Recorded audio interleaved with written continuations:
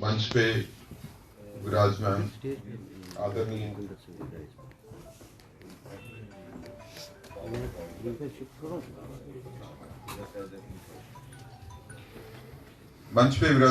आदरणीय doctor Jitendra Singh ji, Udhampur Doda constituency से हमारे मेंबर पार्लियामेंट और मोदी जी की टीम में एक बहुत ही महत्वपूर्ण भूमिका निभाते हुए इंडिपेंडेंट चार्ज पीएमओ का और बड़ी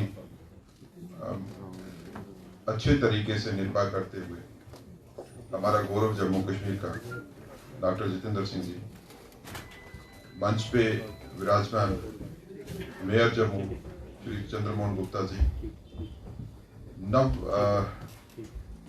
अभी जिनका चुनाव हुआ निर्वाचित Shri Arun Gupta ji, chamber of commerce के प्रेसिडेंट, और जम्मू कश्मीर के जाने परमाने प्रोफेसर दीपंकर सेन गुप्ता जी, इकोनॉमी की फील्ड में जिनका नाम जो है पूरे देश में है।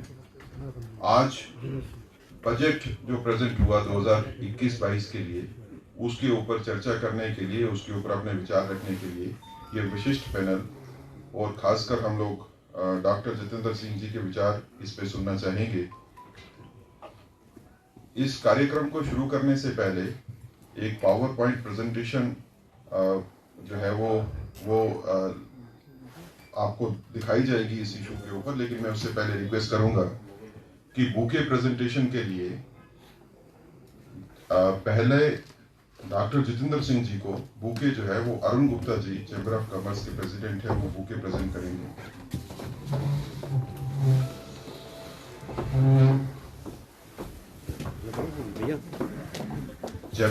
चैम्बर एंड ट्रेडर और फेडरेशन डॉक्टर नीरज जी को भी रिक्वेस्ट करूंगा कि आप अध्यक्ष जी को बुके प्रेजेंट करने के लिए प्लीज स्टेज पे आइए।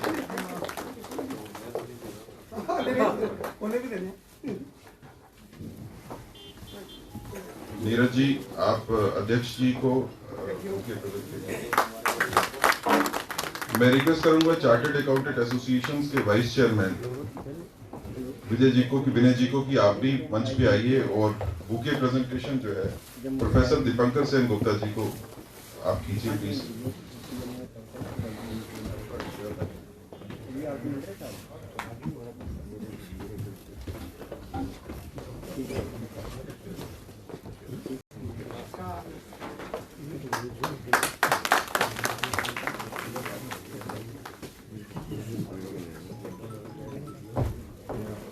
बहन प्रिया सेठी जी, बुके प्रेजेंट जो है आप मेयर जम्मू चंद्रमोहन गुप्ता जी को प्लीज कीजिए।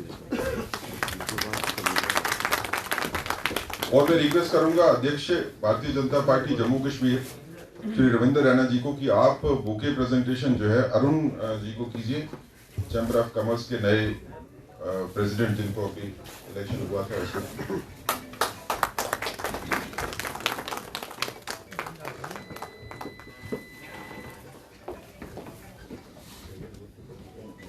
बजट 2021-22 नई आशाएं लेके आया है। कोरोना काल से पूरी दुनिया जूझ रही है। कोविड-19 की बीमारी तकरीबन 1 साल से पूरी दुनिया में इसने हाहाकार मचा के रखा। दुनिया की बड़े से बड़ी ताकतें जो अपने आप को समझती थी, बड़ी से बड़ी इकोनॉमी भी हताश कोविड-19 के आगे दिख रही है। इस कोविड-19 के चलते हुए जब बड़े से बड़े देश, समृद्ध देश जो डेवलप्ड कंट्रीज थे, वो भी इसका सामना नहीं कर पाए, तो ऐसे में मोदी जी के नेतृत्व में भारत ने पूरे विश्व को राह दिखाई और सही मानों में विश्व गुरु भारत बना। हमने न सिर्फ अपनी जनता को प्रोटेक्ट किया कोविड से, बल्कि पूरी दुनिया को भी राह दिखाई। कोरोना से लड़ाई में जब भारत की आर्थिक स्थिति को पूरा विश्व देखता है, तो हम एग्जाम्पल बन के पूरी दुनिया के सामने आते हैं कि महामारी के दौरान कैसे अपनी इकोनॉमी को सुदृढ़ करना है, कैसे लोगों की जान भी बचानी है, लेकिन अपनी आर्थिक स्थिति को भी कमजोर नहीं होने देना। कोरोना काल के दौरान हमको और भी मुसीबतों का सामना करना पड़ा। चाइना के साथ जो लद्दाख रीजन में हमारी झड़प हुई, उसके चलते हुए भी जो आर्थिक व्यवस्था के ऊपर उसका प्रभाव पड़ा, वो भी हमारे सामने है। लेकिन मल्टीपल जगहों के ऊपर लड़ते हुए भी अपनी इकोनॉमी को भी सुदृढ़ रखा, जनता की जान भी बचाई और विश्व को भी राह दिखाई। आज भारत ऐसा देश है कि जिसके पास एक नहीं दो वैक्सीन है कोरोना से लड़ने के लिए। चाइना जब पूरी दुनिया को कोविड-19 देता है, तो भारत पूरी दुनिया को कोविड-19 से बचाने की कोशिश करता है। हम दुनिया के रक्षक सही मानों में बन के सामने आए। आज बजट की जब बात होती है 2021-22, ये कोरोना काल के बाद का सबसे बड़ा स्टेप था, सबसे बड़ी आशा लोगों को थी। और अगर मैं कहूंगा तो ये खाली भारत नहीं, पूरा विश्व देख रहा था कि भारत का बजट क्या आता है। पूरे विश्व ने इस पे नजर रखी थी कि देश की इतनी बड़ी इकोनॉमी को जो चोट पहुंची थी कोविड से, उससे देश कैसे उभरता है। और हमने उसमें भी पूरी दुनिया को राह दिखाई। आज 2021-22 के बजट की पूरे के पूरे देश में और देश के बाहर भी प्रशंसा होती है कि इस काल में, इस इकोनॉमिकल कंडीशन में भी इतना अच्छा बजट जो है वो फाइनेंस मिनिस्टर श्रीमती निर्मला सीतारमण जी ने प्रेजेंट किया। जम्मू कश्मीर के लिए इस बजट में जहां पे हमारे को मेगा प्रोजेक्ट गैस पाइपलाइन का मिला, उसके साथ ही कमजोर पड़ती इकोनॉमी के बावजूद भी जम्मू कश्मीर को सस्टेन्ड इकोनॉमिकल सपोर्ट जो है वो फाइनेंशियल बजट में मिलती हुई दिखती है। लेकिन इस बजट को अगर आपने समझना है, जो कि विस्तृत तौर के ऊपर प्रोफेसर दीपंकर सेन गुप्ता जी, डॉक्टर जितेंद्र सिंह जी जिसके बारे में चर्चा करेंगे, तो इस बजट ने नई राह दिखाई है यूथ को, नई नौकरियां क्रिएट की है, नई इंडस्ट्री जो है खड़ी होने के लिए प्रोविजंस बनाए हैं, बैंकिंग सेक्टर जिसको नुकसान पहुंचा था उस बैंकिंग सेक्टर को मजबूत किया है। और आने वाले टाइम पे जो सड़कों का जाल फैलेगा पूरे हिंदुस्तान में, जो हमारी इकोनॉमी की प्रोग्रेस में बड़ा रोल प्ले करेगा, उसके बारे में बड़ी गंभीर तरह से चिंता करके प्रोविजंस बनाए। लेकिन बजट 2021-22 को अगर समझना है तो ये समझना जरूरी है कि बजट 2021-22 में खास प्रावधान है कोविड से लड़ने के लिए। ये हेल्थ सेक्टर में जो इतना बड़ा उछाल हुआ है, तकरीबन 3 गुना ज्यादा जो है बजट हेल्थ सेक्टर में जो है वो एडिशनली प्रोवाइड किया गया कोरोना काल से लड़ने के लिए। वैक्सीनेशन जो भारत में शुरू हुई और जिसका भारत में व्यापक तौर के ऊपर जिसका वितरण हो रहा है, उसके साथ ही पिछले कुछ दिनों में ये वैक्सीन दुनिया के बाकी देशों में भी भारत जो है वो सप्लाई कर रहा है। एक गुडविल भारत के लिए बन रही है। कोरोना काल के चलते हुए मैं ये कहूंगा कि जैसे भगवान कृष्ण ने गीता के संदेश में, महाभारत में कहा था कि विनाश के बाद ही सृजन होता है, विनाश के बाद ही निर्माण होता है। भारत के लिए एक बहुत बड़ी अपॉर्चुनिटी, कोरोना काल में विश्व पीड़ित है, इस वक्त में हम अपनी गुडविल बना के अपनी इकोनॉमी को सुदृढ़ करेंगे और कोरोना से पहले जो भारत की इकोनॉमी थी उससे कई गुना ज्यादा बेहतर स्थिति में भारत की अर्थव्यवस्था होगी। आने वाला वक्त हम सभी के लिए अच्छा होगा, ऐसी कामना करते हैं। इस कार्यक्रम को आगे बढ़ाने से पहले मैं रिक्वेस्ट करूंगा श्री प्रशांत झा जी से, जो कि IRS 2008 बैच के हैं, कि आप पावर पॉइंट प्रेजेंटेशन बजट 2021-22 के लिए कीजिए, ताकि हम लोगों को इस बजट को समझने में काफी आसानी हो। Shri Jha ji.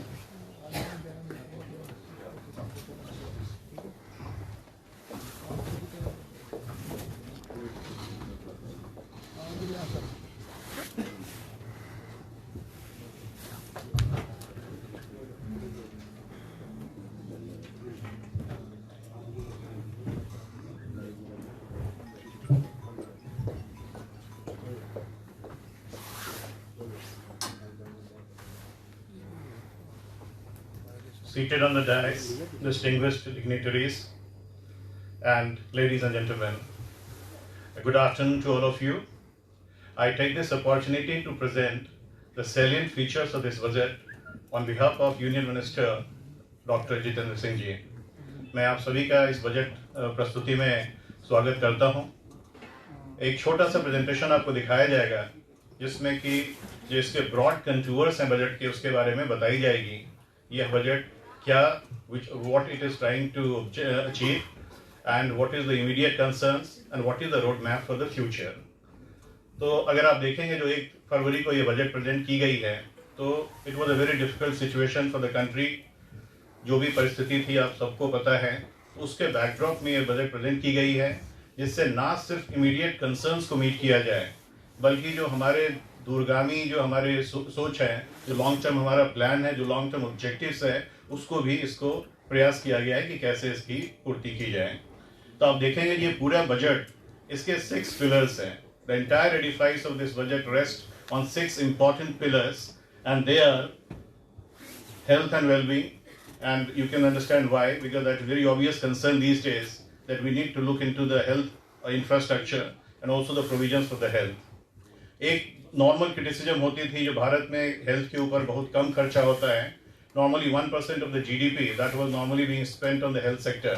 So it was always thought that maybe considering our population and also need for the health and well-being, we need to increase our budget in the health sector. And taking this adversity as an opportunity, Government of India has precisely done that. उन्होंने health के ऊपर बहुत ज़्यादा जोर दिया है, उसकी budget में बढ़ोतरी की है और ऑलमोस्ट 1% से इस बार अगर आप देखेंगे तो it has reach to the 1.8% of the GDP। तो एक वो मेन कंसर्न था इस बार के बजट का, जो प्रेजेंट क्राइसिस है इसको कैसे टैकल किया जाए और इसी को मद्देनजर रखते हुए हम एक लॉन्ग टर्म अपनी हेल्थ इंफ्रास्ट्रक्चर क्रिएट करें जो आने वाले समय में ऐसी किसी विपदा को और इवन जो नॉर्मल हमारी हेल्थ कंसर्न्स हैं उसको मीट किया जाए। दूसरी जो पिलर्स थी या दूसरे इसके थे physical and financial capital and infrastructure. आपको पता है कि जब इकोनॉमी कॉन्ट्रैक्ट करती है जैसा कि हुआ इस बार इसकी वजह से, पैंडेमिक की वजह से, तो एक बड़ा ही ट्रेडिशनल एंड कन्वेंशनल थ्योरी है कि जब इकोनॉमी कॉन्ट्रैक्ट करे तो सरकार को ज़्यादा एक्सपेंडिचर करना चाहिए क्योंकि डिमांड की कमी हो जाती है। तो उसको भरपाई करने के लिए, उसको फिर से रीबूट करने के लिए, उसको एक्सपैंड करने के लिए, because private people will be shy of investing for many reasons, the government should start expending money to trigger the demand. And one of the obvious features or one of the obvious area is infrastructure. क्योंकि जब हम infrastructure में खर्चा करेंगे तो ना सिर्फ ये डिमांड को जन्म देगा, it will trigger demand and it will have a cascading effect on the economy, but also it will create employment. इसीलिए सरकार, आपने देखा होगा जिस बार का बजट आप जब देखेंगे जिसके बारे में माननीय मंत्री जी और जो इकोनॉमिस्ट यहाँ बैठे हुए वो डिटेल में चर्चा करेंगे कि किस तरह से इंफ्रास्ट्रक्चर पे जोर दिया गया है जिससे कि जो कॉन्ट्रैक्ट हो गई है economy, suddenly it will start expanding and also it will create lot of employment. Third pillar जो है इसका ये है inclusive development for aspirational India. We all know that today's India consist mainly of youth and the youths are very aspirational. They have high expectations from their own life and they want to achieve that. So to give them opportunity to create that kind of environment and also give them a proper platform, this budget of global companies of the world. So it has all happened precisely for the reason because we have invested a lot in human capital. And this budget has taken it to a next orbit where it is trying to reinvigorate that human capital. इसमें फिर से और इसमें investment की जा रही है जिससे कि जहाँ जहाँ स्किल की ज़रूरत है, जहाँ जहाँ इस तरह के एम्पावरमेंट की ज़रूरत है, जो भी इंफ्रास्ट्रक्चर, जो भी एजुकेशनल इंस्टीट्यूट्स, जो भी वोकेशनल ट्रेनिंग, ये जिस तरह की भी ज़रूरतें हैं उसका प्रावधान इस बजट में किया गया है। फिफ्थ है इसमें innovations and R&D। Because innovations and R&D, जब तक हम इनोवेशंस एंड R&D पे जोर नहीं देंगे तब तक देश जो है स्वावलंबन की ओर नहीं जा पाएगा। आप जानते हैं जो माननीय प्रधानमंत्री जी ने नारा दिया है आत्मनिर्भरता का। इनफैक्ट आत्मनिर्भरता को इस बार ऑक्सफोर्ड में एक वर्ड के रूप में एक्सेप्ट कर लिया गया, इतनी पॉपुलर हुई है और इसकी इतनी सार्थकता है। तो आत्मनिर्भर आप तभी हो सकते हैं जब आपका R&D होगा, जब आप खुद चीज़ों को प्रोड्यूस करेंगे। अगर हम रिसर्च एंड डेवलपमेंट पे नहीं इन्वेस्ट करेंगे तो नेचुरली हमें दुनिया से लेना पड़ेगा और उसकी बहुत बड़ी कीमत भी चुकानी पड़ती है और उससे देश का बहुत सारा फॉरेन एक्सचेंज भी जाता है। तो आपने देखा कि किस तरह कोरोना क्राइसिस में because of the rich R&D institution in India, we have come out with our own vaccines. So that is the testimony of R&D facilities and progress of this country. So this budget has also basically trying to focus on that that we need to strengthen our R&D facilities in the India so that we become आत्मनिर्भर in the true sense. जो हम अपनी product खुद बनाएं और आत्मनिर्भर रहें और दूसरे देशों के ऊपर हमारी जो डिपेंडेंस है वो जितना कम हो सके वो हमारे देश के हित में होगा. और लास्ट आप देखेंगे minimum governance and maximum governance. माननीय मोदी जी ने शुरू से ही बोला जो सरकार को ज्यादातर चीजों से अपने आप को विड्रॉ कर लेना चाहिए. It is the minimum government and maximum governance. Governance पे जोड़ना चाहिए ना कि गवर्नमेंट पे. इसीलिए सरकार के इसमें प्रयास होगा. आपने देखा होगा कि बहुत सारे ऐसे सेक्टर हैं जिसमें शायद गवर्नमेंट की प्रेजेंस की जरूरत नहीं है तो वो वहां से अपने आप को वापस खींच रही है. डिसइन्वेस्टमेंट का प्लान किए गए हैं. जो सारी कंपनियां वो सारे सेक्टर जो स्ट्रेटेजिक सेक्टर नहीं है, जो स्ट्रेटेजिक एरियाज में नहीं है, like atomic energy, space, defence, education, उन सब चीजों को प्राइवेट सेक्टर को दिया जाए और सरकार जो है उसमें अपने आप को धीरे धीरे विड्रॉ करे. It is also an objective to have minimum government with maximum governance. So these are the 6 pillars on which the entire edifice of the budget rests, and these are the basic objectives which this budget is trying to achieve. अब आप देखेंगे pillars next vaccination, because as I told you the 2 important features of this budget is health and well-being and infrastructure. So we will briefly see that what it is trying to do in the field of health. अब देखिए vaccination के लिए जो हमारा immediate concern है, because saving the life is of paramount concern for any nation and more so the government of India, because it has taken all kinds of steps, even a risk to save the lives at the cost of even compromising, some sort of economic activities for some time, because जान है तो जहान है. तो आप देखेंगे जिस vaccination के लिए 35,000 crores earmark किए गए हैं, because you know that we have come out with so many vaccines and which has already been rolled out. So 35,000 crores rupees has been earmarked only for vaccination, and target is to vaccinate all the intended people in the years to come. उसके बाद आप देखेंगे जो ये pneumococcal vaccine है, ये made in India product है. This will be rolled out across the country, which will avert 50,000 child deaths annually. हमारे यहाँ आपको पता है रूरल एरियाज में चाइल्ड डेथ्स बहुत ज्यादा होती है. उस चीज को रोकने के लिए स्पेशल ये वैक्सीन तैयार की गई है जिसके ऊपर 50,000 बच्चों को एनुअली मृत्यु से बचाया जा सकता है. And third component is that increase of 137% in the budget outlay for health and wellbeing. जैसा कि मैंने शुरू में ही बताया, जैसा कि हमने शुरू में ही आपको बताया कि इंडिया का 1% जीडीपी ही हेल्थ में खर्चा हो रहा था. तो इस बार की इस अपॉर्चुनिटी को देखते हुए जो एडवर्सिटी थी उसको अपॉर्चुनिटी में कन्वर्ट करते हुए सरकार ने हेल्थ के बजट को 137% इंक्रीज कर दिया, जिससे कि जगह जगह के हेल्थ इंफ्रास्ट्रक्चर क्रिएट किए जाए जो आने वाले समय में किसी तरह की विपदा और सामान्य हेल्थ कंसर्न को भी इससे कि टैकल किया जा सकता है. नेक्स्ट, पीएम आत्मनिर्भर स्वस्थ भारत योजना. ये आत्मनिर्भरता का कॉन्सेप्ट सिर्फ इकोनॉमिक फील्ड में नहीं है. माननीय प्रधानमंत्री जी ने इसको हेल्थ के फील्ड में भी एग्जीक्यूट करने का प्रयास किया है, जो हम हेल्थ के फील्ड में भी आत्मनिर्भर हो जाएं. और इसके कॉन्टेक्स्ट में ही उन्होंने पीएम आत्मनिर्भर स्वस्थ भारत योजना का एक प्लान रखा है, जिसमें कि सेंट्रली स्पॉन्सर्ड स्कीम है with an annual outlay of 64,180 crore over a period of 6 years. So in the next 6 years, the government of India is planning to spend around 64,180 crore just to make India आत्मनिर्भर, self-reliant in the field of health. इसके main interventions क्या है, इसके तहत क्या करने जा रही है सरकार. तो आप देखेंगे जो support for 17,788 rural and 11,024 urban health and wellness centre, जो जगह जगह पे छोटे छोटे जगह पे हेल्थ वेलनेस सेंटर खोले जाएंगे, जिससे कि छोटी छोटी चीजों के लिए और इमीडिएट कंसर्न्स के लिए लोगों को बड़े शहरों की तरफ ना भागना पड़े. उसके बाद integrated public health labs in all districts and 3,382 block public health units in 11 states. 11 states में इंटीग्रेटेड पब्लिक हेल्थ लैब, जहाँ की सभी तरह के हेल्थ चेकअप हो सकती है. और ब्लॉक लेवल पे भी आप देखेंगे, ब्लॉक लेवल पे आज भी हमारे यहाँ हॉस्पिटल्स की और इक्विप्ड हॉस्पिटल्स की कमी है. तो उस पर 3,388 ब्लॉक जो में पब्लिक हेल्थ यूनिट्स लगाई जाएगी. Critical care hospital blocks in 602 districts and 12 central institutions. इसके तहत 12 सेंट्रल इंस्टीट्यूशंस देश भर में खोले जाएंगे. 15 health emergency operation centres and 2 mobile hospitals. A national institution for One Health, a regional research platform for WHA Southeast Asia region, 9 biosafety level laboratories and 4 regional national institutes for virology.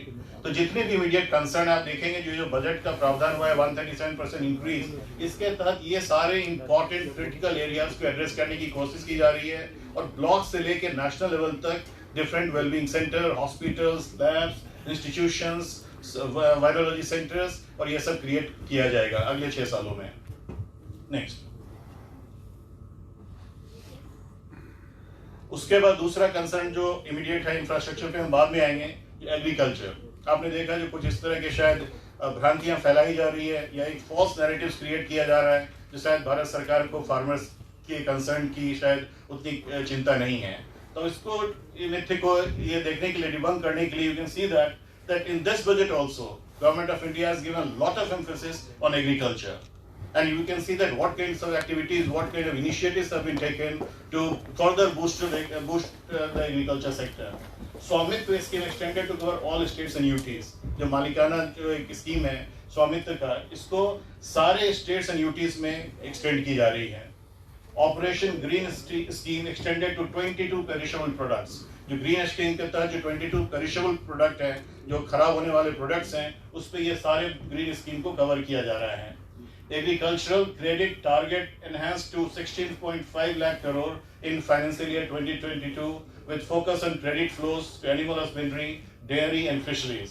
ये जो credit की कमी होती है किसानों को, ये जो स्कीम इन्होंने चलाया उसको ना सिर्फ traditional agriculture and farm sector में but also it is being extended to animal husbandry, dairy and fisheries. तो holistic development of agriculture sector की इसमें कल्पना की गई है, जिसमें फार्म के साथ साथ एग्रीकल्चर, डेयरी और फिशरीज को भी बढ़ावा दिया जाएगा। 1000 more mandis will be integrated with e-NAM to bring transparency and competitiveness. आप देख रहे हैं मंडी के नाम पे आज बहुत हंगामा हो रहा है। सरकार मंडी को और मॉडर्न करने जा रही है, ई-नाम के तौर पे उसको इंटीग्रेट किया जाएगा जिससे कि उसमें किसी भी तरह की धांधली ना हो सके, ओपेकनेस न रहे, ट्रांसपेरेंसी बढ़े और कॉम्पिटिटिवनेस बढ़े, so that they really function as a wellbeing centre for the farmers, जो उनके हितों का ध्यान रखे। पीएमसी और जितने मंडियाज हैं उसके लिए भी इतने बड़े काम किए जा रहे हैं। Agriculture infrastructure funds to APMC for augmenting infrastructure facilities. Not only that APMCs are being linked with the internet and online center, they are also being further strengthened. आप देखते हैं एक बात की जा रही है जो शायद सरकार की नियत है जो मंडी को खत्म किया जाएगा। On the contrary, you can see that the agriculture infrastructure funds are being provided to these APMC for augmenting infrastructure facilities. उनको और स्ट्रेंथ करने की जरूरत हो रही है, उसमें जो भी इंफ्रास्ट्रक्चर की जरूरत है उसको और स्ट्रेंथन करने के लिए, उसको और बढ़ावा देने के लिए सरकार ने फंड दिया है एपीएमसी को और मजबूत करने के लिए। नेक्स्ट, एग्रीकल्चर में और आप देखेंगे जो micro irrigation fund doubled by 5000 crore. जो छोटे छोटे किसान हैं, जो ऐसे एरियाज है जहाँ की पानी की कैनाल अभी तक नहीं बना है, इन सबों के इरिगेशन पर्पस के लिए सरकार ने माइक्रो इरिगेशन जो फंड है उसको डबल कर दिया है और वो 5000 करोड़ कर दिया गया है, जिससे कि वहां पे उस तरह के इंफ्रास्ट्रक्चर क्रिएट किए जाए जहाँ छोटे छोटे किसान या रिमोट एरियाज में जहाँ कैनल या कन्वेंशनल सोर्स ऑफ वाटर नहीं है, इरिगेशन नहीं है, तो वहां ये चीज डेवलप की जा सकती है। या पेमेंट टू फार्मर्स, जो एमएसपी की बात होती है, आप देखें एमएसपी का अगर यहाँ वीट के कंटेस्ट में 2013 में जहाँ 33,000 करोड़ दिया जाता था, आज वो बढ़कर 75,000 करोड़ हो गया है। पैडी में 63,000 करोड़ था, वो 1,72,000 करोड़ के आसपास चली गई है, और दाल में 236 करोड़ था तो 10,530 करोड़ है। तो ये तो एमएसपी के सरकार की कमिटमेंट है जो over a period of 6-7 years you can see the outflow for the MSP has grown 2-3 times more than what it was when the सरकार took over, this government took over.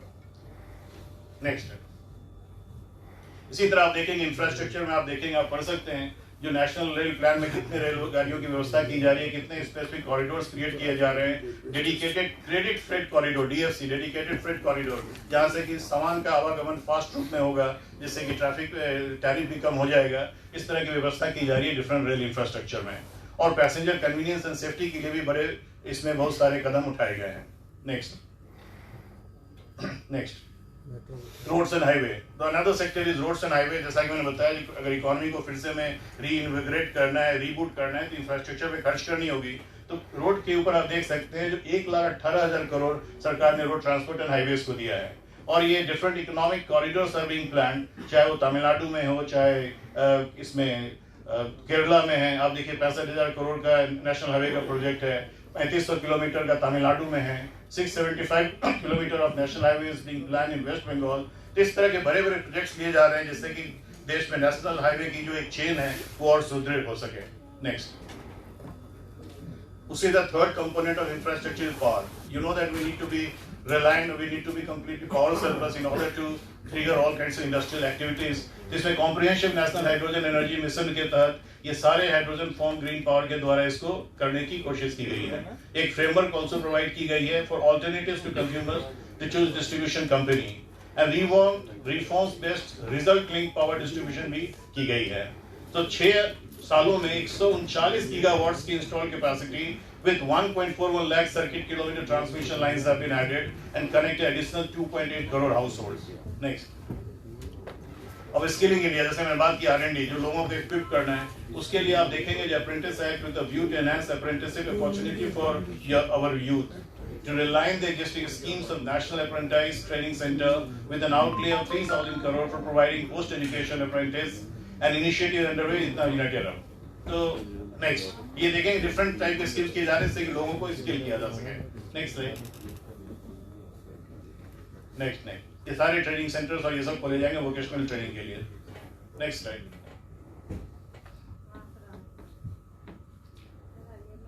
उसी तरह textile के field में आप देखेंगे mega textile parks खोली जा रही है जिससे कि हैंडलूम और handicraft, handloom and textile sector को बूस्ट मिल सके। नेक्स्ट,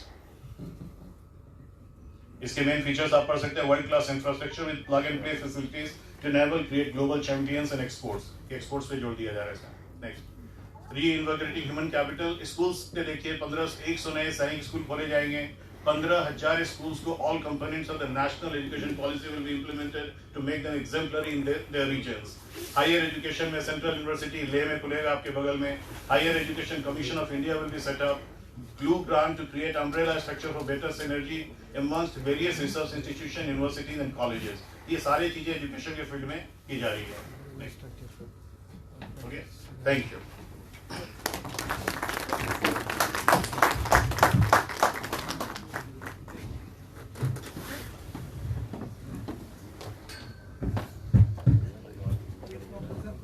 लाइट्स जला दें।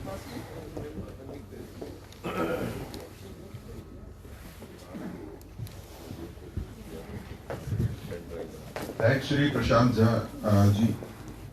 The presentation of PPT on budget 2021-22 was very logical and very educative.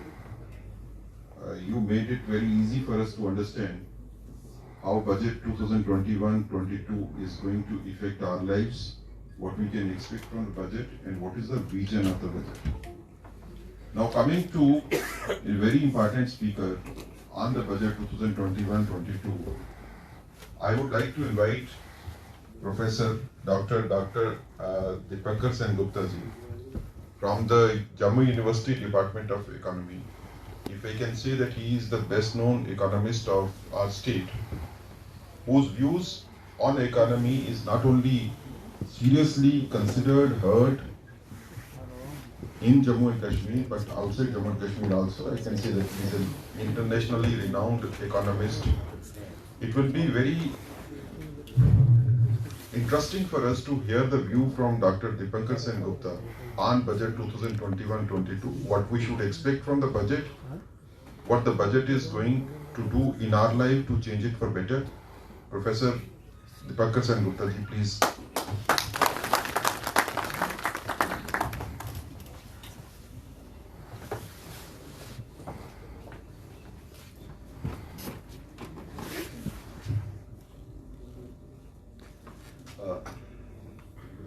मंच पे आसीन मामून श्रोतागण, मैं पहले आभारी हूँ सुनील जी की इतनी तारीफ मेरी कर दी, और मैं आभार प्रकट करना चाहता हूँ प्रशांत जी का। मेरी पीपीटी से बहुत सारा मेरा काम आसान हो गया है। मैं बजट आने से पहले किस परिप्रेक्ष्य में बजट पेश किया गया है इसकी हमें जिक्र करना ही पड़ेगा। इस बजट कोविड के चलते पेश किया गया है। हम एक बहुत बड़ा महामारी से गुजरे हैं, उसके बाद ही पेश किया गया, और इसीलिए कोविड में क्या हुआ ये भी हमें थोड़ा बताना पड़ेगा संक्षिप्त में, क्योंकि बहुत सारी चीज कोविड के दौरान कही गई है जहां पे शब्दों का प्रयोग बहुत ही महत्वपूर्ण होता है। किस शब्द से आप लोगों के दिमाग में क्या दिखाना चाहते हैं, क्या डालना चाहते हैं, ये बड़ा ही महत्वपूर्ण हो जाता है। बजट में मैं दो चीजें देख रहा था, इस साल के बजट में क्या है और पिछले साल की तुलना में पिछले साल में हमने क्या अनुमान लगाया था और अल्टीमेटली क्या निकला। क्योंकि पिछले साल में ऐसे इतना बड़ा घटना हो गया कि हमने जो सोचा था वो हम खर्च नहीं कर पाए और जो हमें आमदनी होनी थी वो आमदनी भी नहीं आ पाई। वैसे आपको पता होगा कि पिछले साल कोविड पे मुकाबला करने के लिए हमने लॉकडाउन का घोषणा की और भारत का लॉकडाउन जो था वो दुनिया में सबसे स्ट्रिक्ट लॉकडाउन था।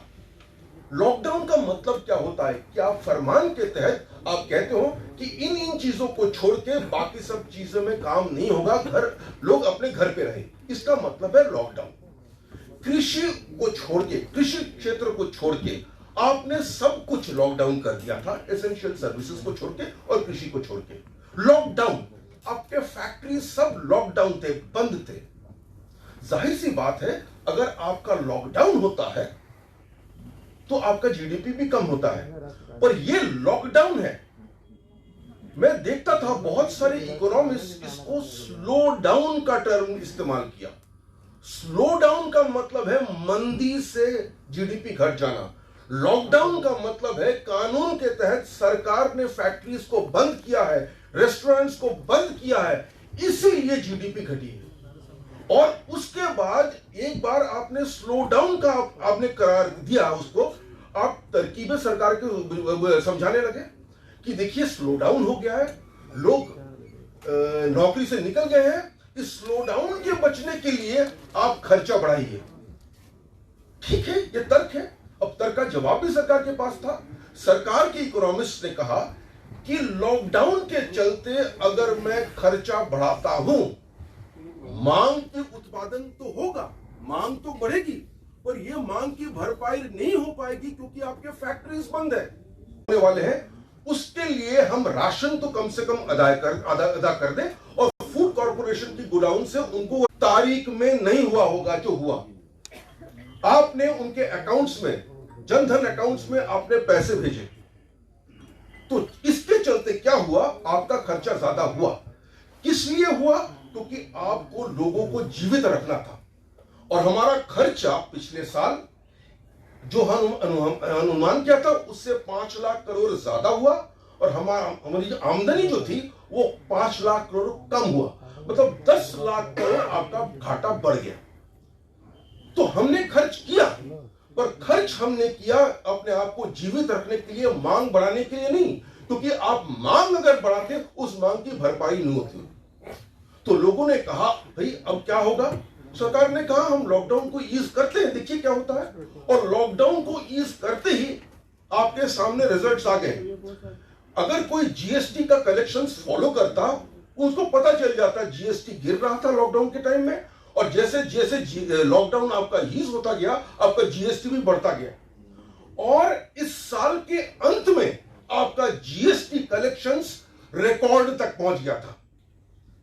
मतलब 1 साल 2 साल पहले आपका जो कलेक्शंस था उससे भी ज्यादा हो गया था, और कम मात्रा में ज्यादा नहीं, ठीक ठाक मात्रा में ज्यादा हुआ था।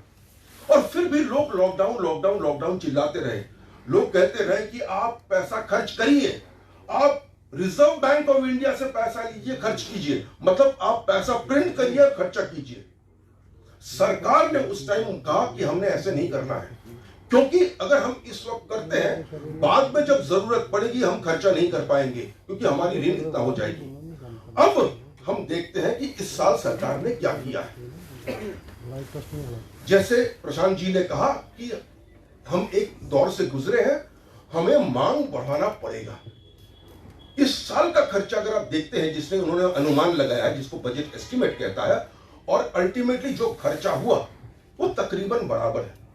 हमने पिछले साल 34 लाख करोड़ खर्चा किया, इस साल हम 34 लाख करोड़ 80 हजार खर्चा करेंगे।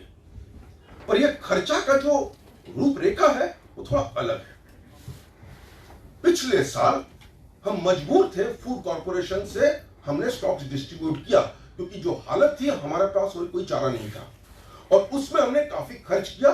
इस साल अनुमान है कि हम जब लॉकडाउन को हम खत्म ही कर रहे हैं उतना खर्चा नहीं होगा और इसीलिए वहां से हम खर्चा कम कर रहे हैं।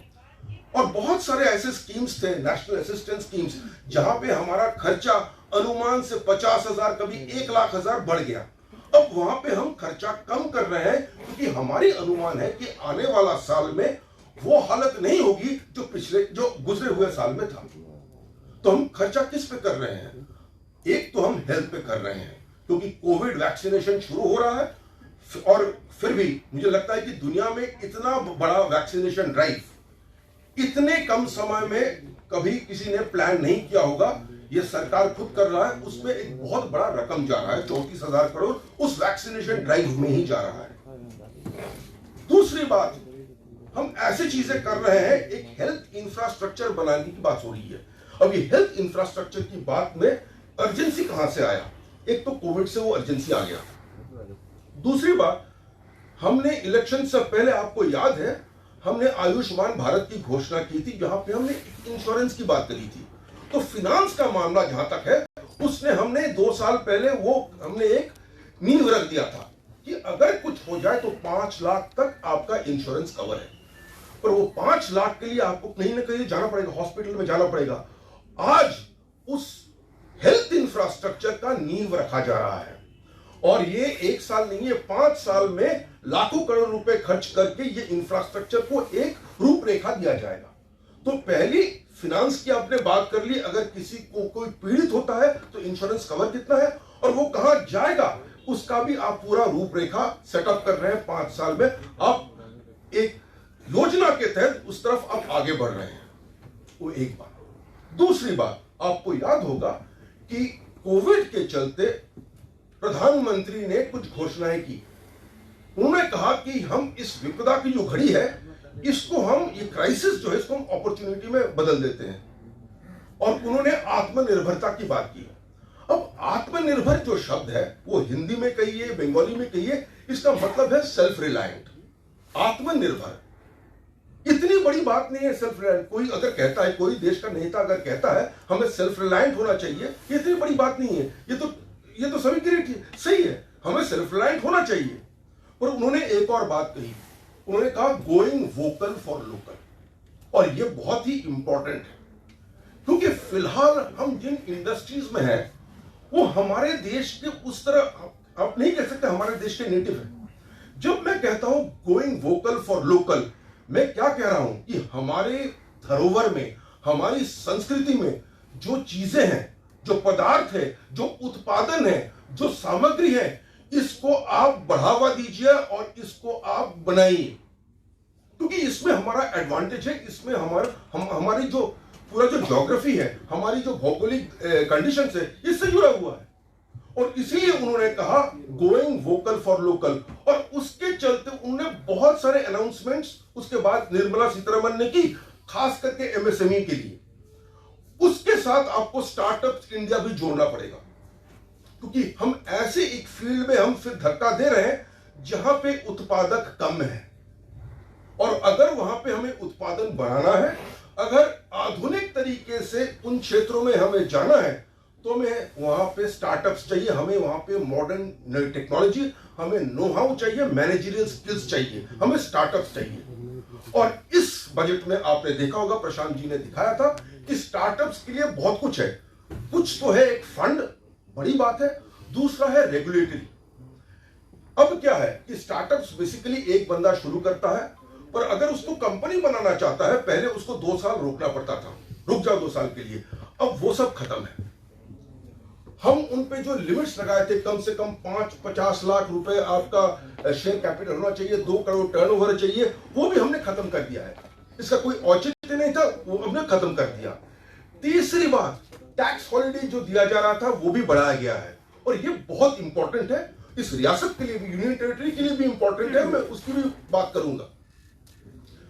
तीसरी बात, इंफ्रास्ट्रक्चर पे खर्च। प्रशांत जी ने कहा कि इंफ्रास्ट्रक्चर पे अगर खर्च करते हैं, इन द शॉर्ट रन आप डिमांड क्रिएट कर रहे हैं, बहुत सही बात है, और इन द लॉन्ग रन आप प्रोडक्टिविटी ऑफ द इकोनॉमी भी बढ़ा रहे हैं। आप हमारे देश में जाइए, उन स्टेट्स को देखिए जहां पे रोड नेटवर्क जबरदस्त है और उन स्टेट्स में जाइए जहां पे रोड नेटवर्क बहुत कम है। और देखिएगा कि वहां पे इंडस्ट्री कितना है, हमारे यहाँ पे इंडस्ट्री कितना है। सीधी सीधी आप तुलना कर सकते हैं जम्मू कश्मीर का हिमाचल के साथ। दोनों पहाड़ी रियासत है, पर हिमाचल में इंडस्ट्री 41% है उसका टोटल एनएसडीपी का, हमारे यहाँ पे 26% है, और वो भी सब्सिडीज पे आधारित है। जिस दिन सब्सिडी हट जाएगा, और हो रहा है जीएसटी के चलते हमारी इंडस्ट्रीज को कठिनाइयां आ रही है। पावर की बात की गई, बहुत जरूरी है, बगैर पावर के तो आपकी इंडस्ट्रीज चल नहीं सकते। और आपको कह दूं एक बात कि पावर और इंफ्रास्ट्रक्चर, चीन और हमारे बीच ये दो जो क्रिटिकल कंडीशंस है, ये बेसिकली प्रॉब्लम्स क्रिएट करता है। हमारे उद्योगपति, एक तो कभी कभी पावर मिलता नहीं है, उनको बैकअप जनरेशन रखना पड़ता है। दूसरी बात, वो जो पावर के लिए कीमत देता है वो चीनी इंडस्ट्रियलिस्ट से ज्यादा देता है। और इस बजट में अब उन्होंने तय कर लिया है कि ये प्रॉब्लम जो है डिस्ट्रीब्यूशन का वगैरह वगैरह, इसको हमें टैकल करना है। और इसलिए प्राइवेटाइजेशन ऑफ डिस्ट्रीब्यूशन वगैरह की बात की गई है, और रिकैपिटलाइजेशन की भी बात की गई है, बैंक्स की भी बात की है। बहुत कुछ करने के लिए उन्होंने सोचा है कि वो करेंगे। तो इस बजट में दो बातें हो रही है। पहली बात, डिमांड रखने के लिए इस बजट में जो खर्चा किया जा रहा है वो उतना ही है जितना पिछले बजट में था, और ये काफी ज्यादा है, क्योंकि 2 साल पहले हमने जितना खर्च किया था, आज हम उससे 5 लाख ज्यादा खर्च कर रहे हैं, नो डाउट अबाउट। यह माना जा रहा है कि इस रिकवरी के चलते, और एक अच्छा रिकवरी चल रहा है, वी शेप रिकवरी चलता है, इसके चलते हमारे टैक्सेस भी बढ़ेंगे। और इस बजट में जितना अनुमान किया गया है टैक्सेस बढ़ेगा, वो अंडर एस्टिमेट है। सरकार यहां पे कंजर्वेटिव बनने की कोशिश करी है कि और बजट, मैं क्यों कहता हूं कि टैक्सेस उससे ज्यादा बढ़ेंगे, क्योंकि पहले हमने लॉकडाउन कहां पे किया था, जो उन सेक्टर्स में किया था जहां से हमें टैक्सेस मैक्सिमम आते हैं। हमने जिसको खोल रखा था एग्रीकल्चर तो टैक्स देता ही नहीं। जब हम उन सेक्टर्स को खोल रहे हैं जहां पे मैक्सिमम टैक्सेस आते हैं, जाहिर सी बात है हमारा टैक्सेस ज्यादा बढ़ेंगे। पर मैं खुश हूं कि सरकार ने अपने टैक्सेशन की जो प्रोजेक्शंस है इसको कंजर्वेटिव रखा है, एक्सपेक्टेशंस को लोअर करने के लिए। चौथी बात, और ये काफी महत्वपूर्ण बात है, आपको याद होगा मैंने कहा था जब कोविड चल रहा था, बहुत सारे अर्थशास्त्री चिल्ला रहे थे कि खर्चा बढ़ाओ, खर्चा बढ़ाओ, खर्चा बढ़ाओ।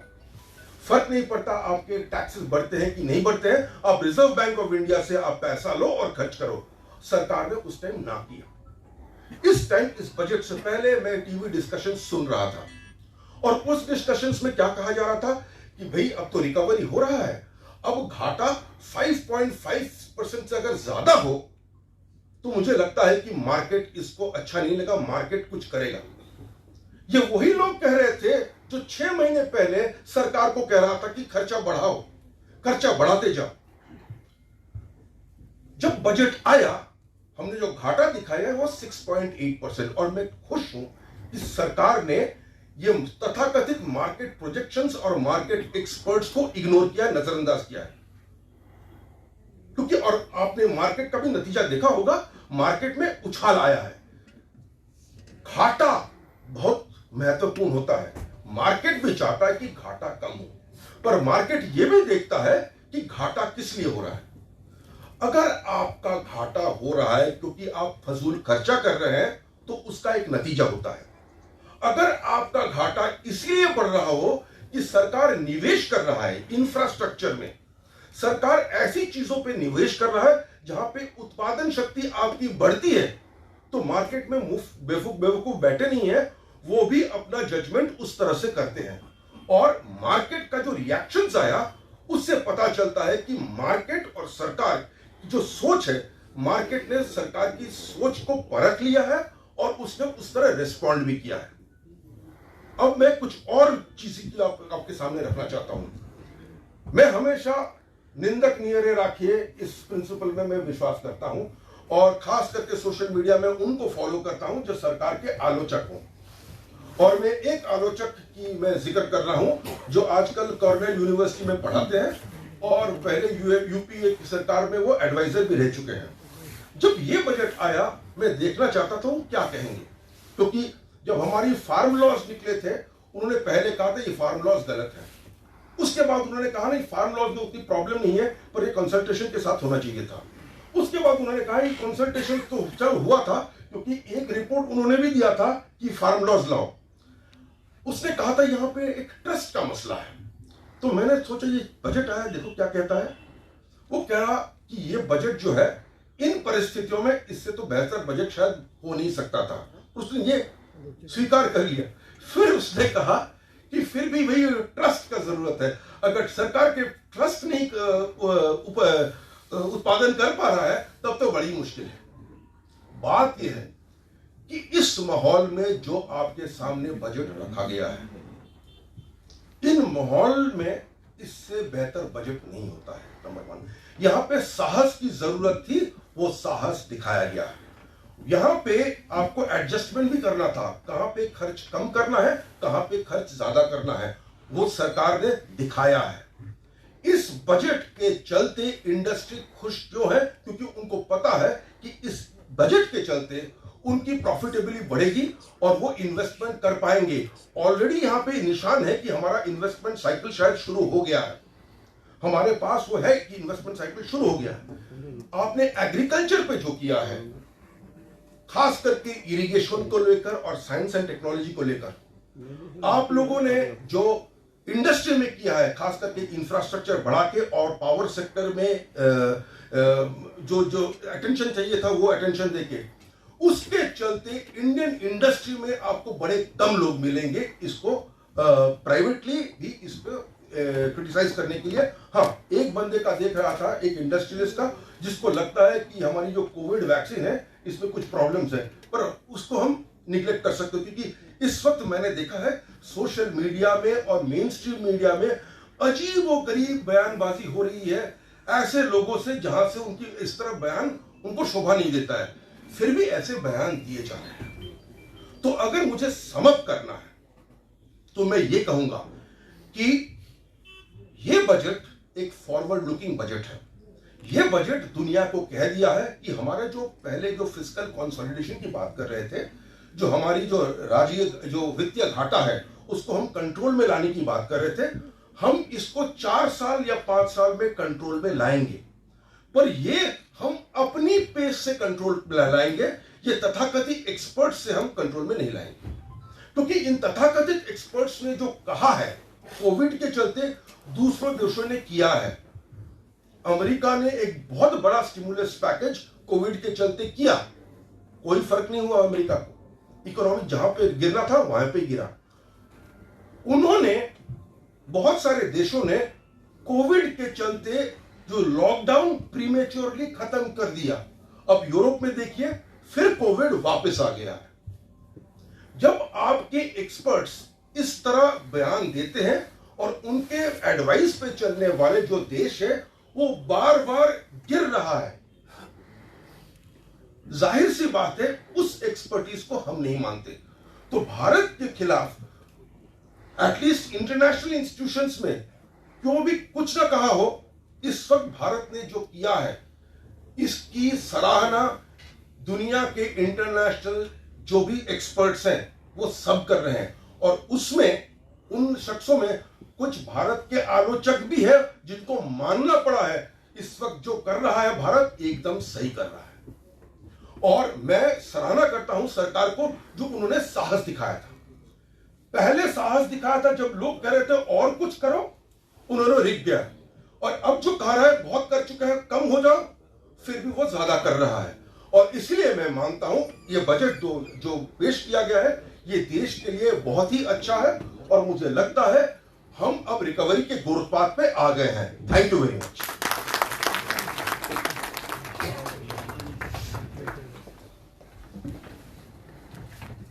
डॉक्टर दीपांकर जी, आपका बहुत बहुत धन्यवाद।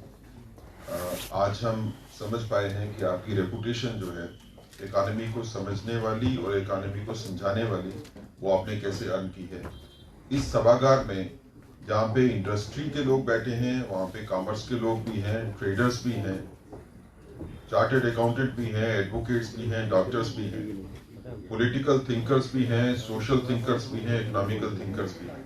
ये क्रीम ऑफ सोसाइटी इस सभागार में बैठी है।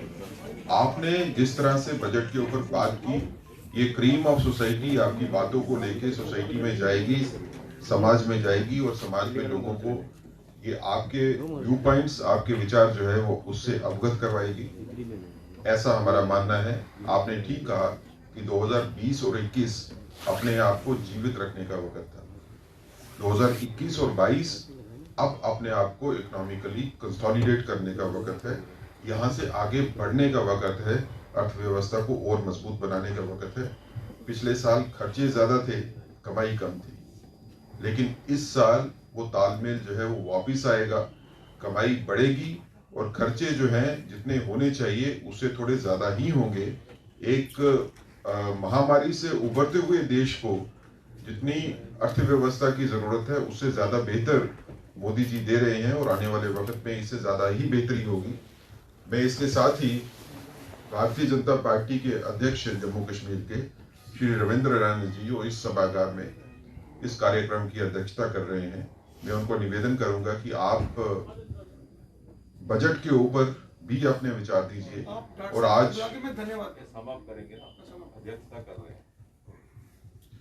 ठीक आप मैं डॉक्टर जितेंद्र सिंह जी को कहूंगा कि आप बजट के बारे में अपने विचार सभागार में बताइए कि बजट के बारे में आप लोगों को क्या एक्सपेक्टेशंस आगे करनी चाहिए और इस बजट को आप किस तरह से देखते हैं।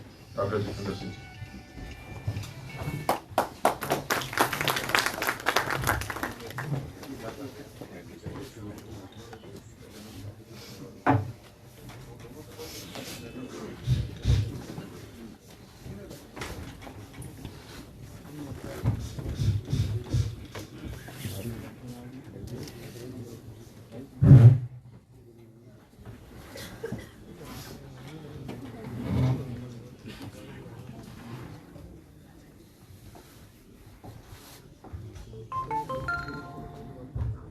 मंच पर आसीन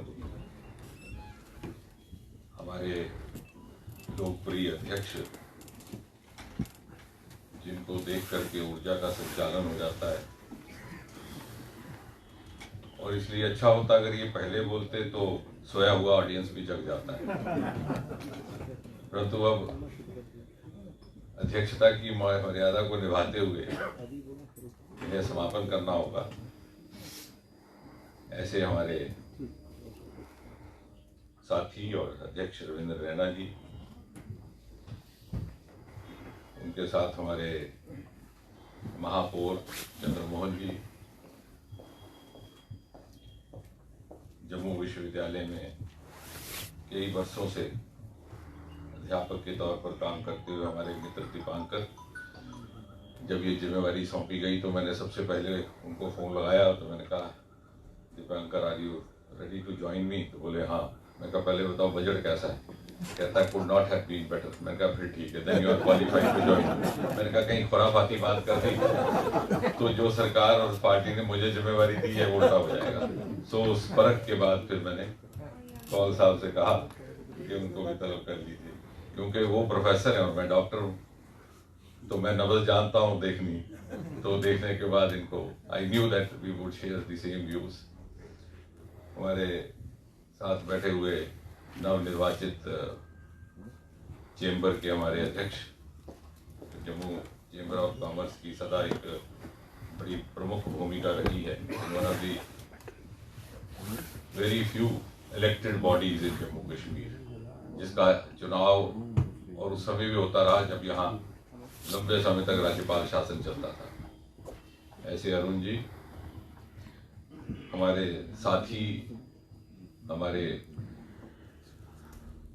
प्रदेश के प्रमुख वक्ता तथा अपने व्यवसाय में एक बहुत ही विख्यात नाम सुनील सेठी जी, हमारे बीच बैठे हुए सारे जम्मू नगर के प्रमुख महानुभाव और साथी। अब जैसे सुनील जी कह रहे थे कि यहाँ पर सारे के सारे अधिकतर ओपिनियन मेकर्स बैठे हैं, तो मुझे लगता है कि उन्हीं की बात पकड़ करके आगे बढ़ा जाए। आपने विशेषज्ञों को सुना, अब हमने समाज में इस बात को कैसे पहुंचाना है, इसका कैसे ओपिनियन बनाना है, और ओपिनियन ऐसा हो कि नरेटिव हमारा हो, ना कि रिएक्शनरी हो। किसी ने कुछ कहा तो जैसे वो आ जाते हैं आजकल लेकर के, उसने आपको गाली दी, आपने क्या कहना, और हमारा सारा दिन गाली का जवाब देने में लग जाता है। So we forget that we are opinion makers, we are not opinion takers. And a leader is meant to lead, not to be led. कि 4 आदमियों ने धरना दे दिया तो हमने वही बात मान ली, हाँ जी आपकी मांग ठीक है। हमारा ये दायित्व भी है और हमारे में क्षमता भी होनी चाहिए कि अगर कोई गलत मांग है तो उसको समझाया जाए कि गलत है, उसको कन्विंस किया जाए। और इसलिए मेरी इस प्रस्तुति में कोशिश ये रहेगी कि जो विशेषज्ञों ने कहा वो ठीक है, लेकिन इसका सामाजिक राजनीतिक कैसा पहलू है और उसको कैसे आगे बढ़ाना है। जैसे वो मार्क ट्वेन ने एक बार लिखा था, Dipankar if you don't mind, economics too serious a subject to be left to economist. अगर सारा काम इकोनॉमिस्ट पे छोड़ जाओ तो समाज तबाह हो जाएगा। इसलिए उसने लिखा कि economics is too serious a subject to be left to economist alone. लेकिन उसको कैसे कार्यान्वयन करना है, इसमें भूमिका दूसरे लोगों की आ जाती है। जैसे कि ठीक कहा, सुनील जी भी कह रहे थे, दीपांकर भी, और उस दिन जिस दिन बजट प्रस्तुत हुआ तो पार्टी की ओर से मुझे कहा गया मीडिया को ब्रीफ करने, और फिर सारा दिन भर वो अलग अलग चैनल्स पर। तो सबसे पहली बात जो मैंने कही, my first thought was that budget 2021-22 is in tune with the post-COVID India vision.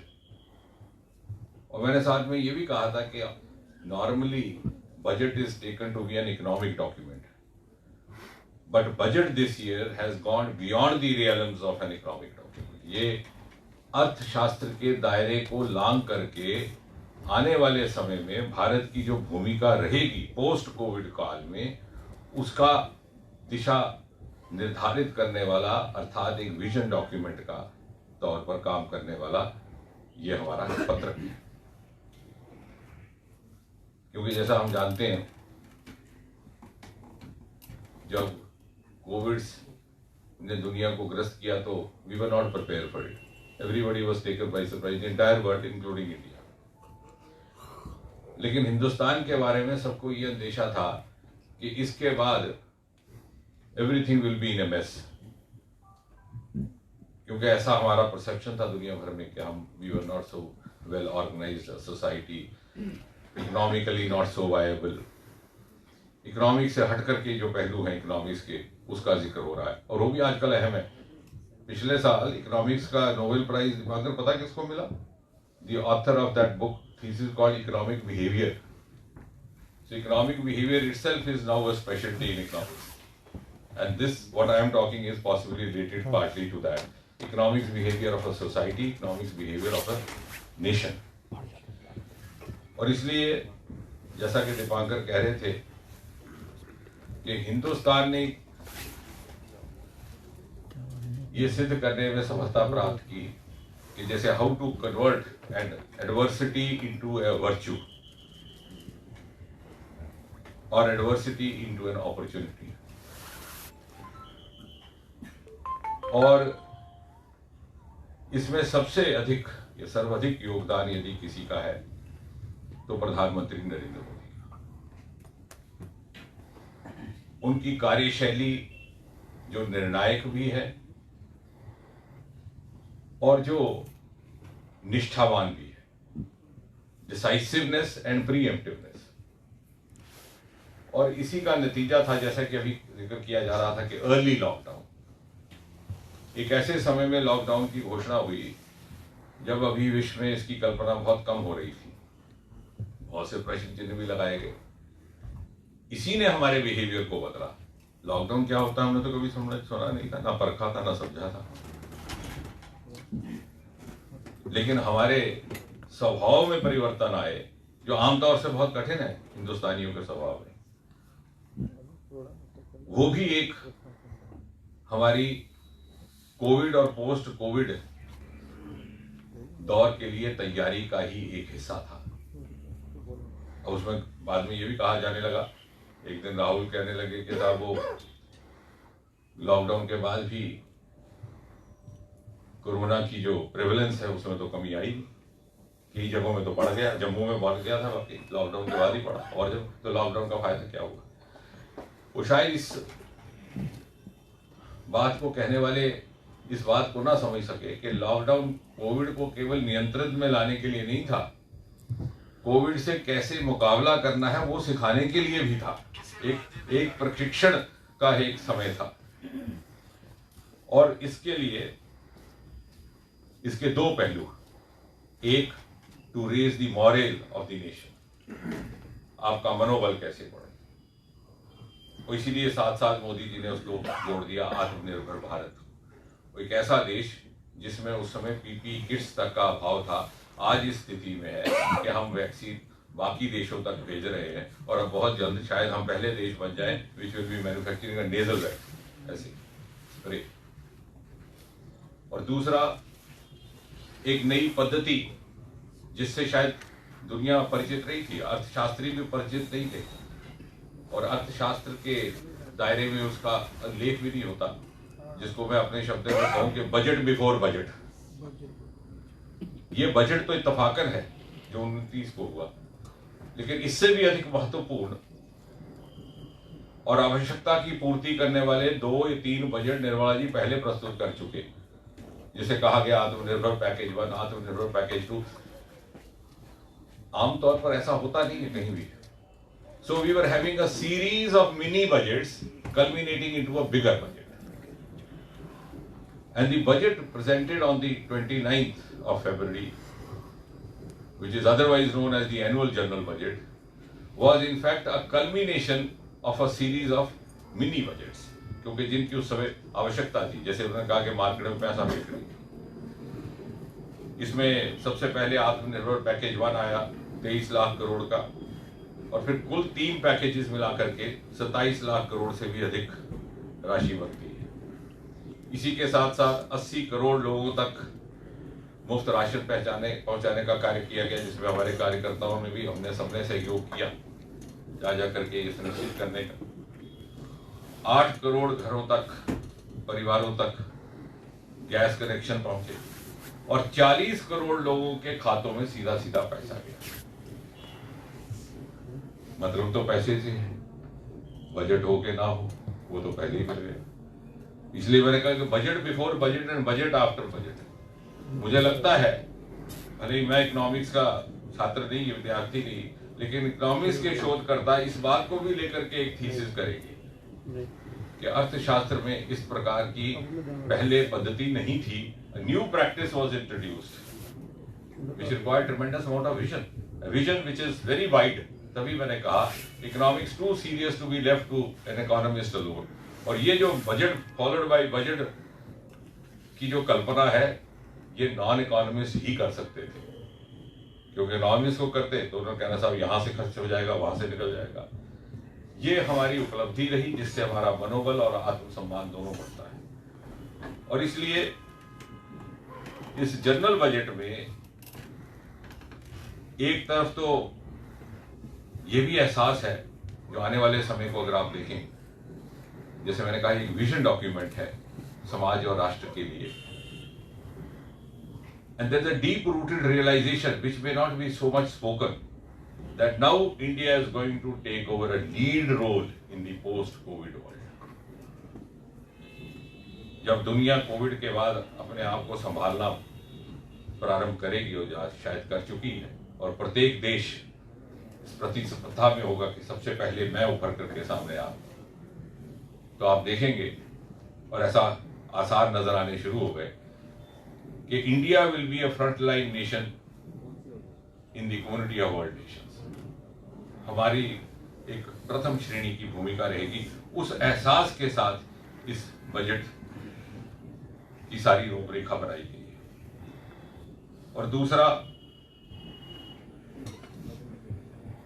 जब हम आने वाले समय की ओर नजर करते हैं, जैसे मैंने कहा विजन डॉक्यूमेंट, तो यदि ये हमारी भूमिका रहने वाली है लीड रोल की, तो क्या हम इसके लिए तैयार हैं? सवाल तो ये भी है। दुनिया तो मान लिया, दुनिया ने स्वीकार भी कर लिया, दुनिया ये भी देख रही है कि हम विश्व मूर्ति बनने की कगार पर हैं, लेकिन हम उस जिम्मेवारी को निभा सकेंगे? मुझे याद है हमारी एक बार कार्यकारिणी थी शायद 2012 में, तो जेटली जी ने आखिरी सत्र में अडवाणी जी की ओर देख करके कहा कि देश तैयार है, हमें बुला रहा है, लेकिन क्या हम तैयार हैं ये जिम्मेवारी संभालने की? देश चलाने की जिम्मेवारी बहुत बड़ी। तो दुनिया तैयार है to accept us as a leader, but are we ready to lead? और इस सोच पर काम करते हुए ये 6 थ्रस्ट एरियाज निर्धारित किए। 6 पिलर्स ऑफ द बजट, जिस पर प्रसाद ने पहले प्रेजेंटेशन दी, दिपाकर जी ने भी बोला, और उसी तर्ज पर हमारे प्रायोरिटी एरियाज। क्योंकि जब कोरोना काल के बाद का काल आएगा, द पोस्ट कोविड टाइम, तो whole world will start looking at the unexplored potentials कि कहां से हम इकोनॉमी रिवाइव करें, कहां से हम अपना रेवेन्यू जनरेट करें। बहुत से हमारे पोटेंशियल्स जो अनअटेंडेड रह गए, अनएक्सप्लोर्ड रह गए, या फिर प्राथमिकता में नहीं है क्योंकि we had other things to do, वो अब सैचुरेट भी होने लगे, उसमें इतना अभी मिल्किंग कैपेसिटी नहीं रही, तो उस तरफ नजर पड़ेगी, जिसमें आएगा आपका नॉर्थ ईस्ट, जिसमें आएगा आपका लद्दाख, जिसमें आएगा जम्मू कश्मीर। ये इसलिए मैं कह रहा हूं कि हम समाज के सदस्य, हम कार्यकर्ता भी हैं, हम में से कुछ नेता भी हैं, हमने जाकर के ये नैरेटिव बताना है कि ये जो बजट है ये हमारा किस बात के लिए आह्वान कर रहा है। मुझे अगले दिन मैं वहां मेघालय में था, शिलांग में, तो मुझे किसी ने पूछा कि कोरोना के बाद टूरिज्म कैसा रहेगा, ये साल तो गुजर गया। तो मैंने कहा कि मैं भविष्यवाणी करता हूँ, आप नोट करिएगा, अगले साल यहाँ दुगना टूरिस्ट होगा। तो बोले साहब आपका इतना आत्मविश्वास किस बलबूते पे? तो मैंने कहा इसलिए कि हिंदुस्तान में बहुत भारी संख्या ऐसे पर्यटकों की है जो हर साल हॉलीडे के लिए यूरोप जाते हैं। अब वो जब जाने लगेंगे तो उनकी धर्मपत्नी कहेगी कि साहब सबसे पहले तो वहीं पर सबसे ज्यादा कोरोना हुआ था, हमारे सिक्किम में पूरे के पूरे लॉकडाउन में एक भी पॉजिटिव केस नहीं आया, शिलांग में एक भी। तो इसलिए क्या हम तैयार हैं उस प्रकार की स्थिति को संभालने के लिए, उसका उपयोग करने के लिए? वो हमारे लिए अब चुनौती है। और उसको लेकर के ये 6 ट्रस्ट एरियाज, जिसमें मैं दोहराऊंगा तो नहीं जो बात कही गई है, हेल्थ एंड वेलबींग का जहां तक संबंध है, बड़े वर्षों से, कई वर्षों से ये विडंबना चल रही थी और हमारे बार बार ये मांग भी रही जब हमारी सरकारें ना थी तब भी, कि India is a country which has possibly the least percentage of health budget. और सच तो ये है कि कोरोना से कोई 4-3 महीने पहले प्रधानमंत्री के आदेश पर एक हेल्थ रिलेटेड डॉक्यूमेंट बनाया था मैंने कुछ और लोगों के साथ लग करके, और उसमें हमने एक सुझाव भी रखा था कि हमारा GDP is so small, it's embarrassingly small compare to other countries, जो हेल्थ कंट्री, जो हेल्थ परसेंटेज ऑफ जीडीपी है। और इसलिए पहली बार ये इतिहास रचा गया है कि स्वतंत्र भारत में सर्वाधिक बजट देने की घोषणा स्वास्थ्य सेक्टर को की। अब होता क्या था कि वो भी बिहेवियर की बात है।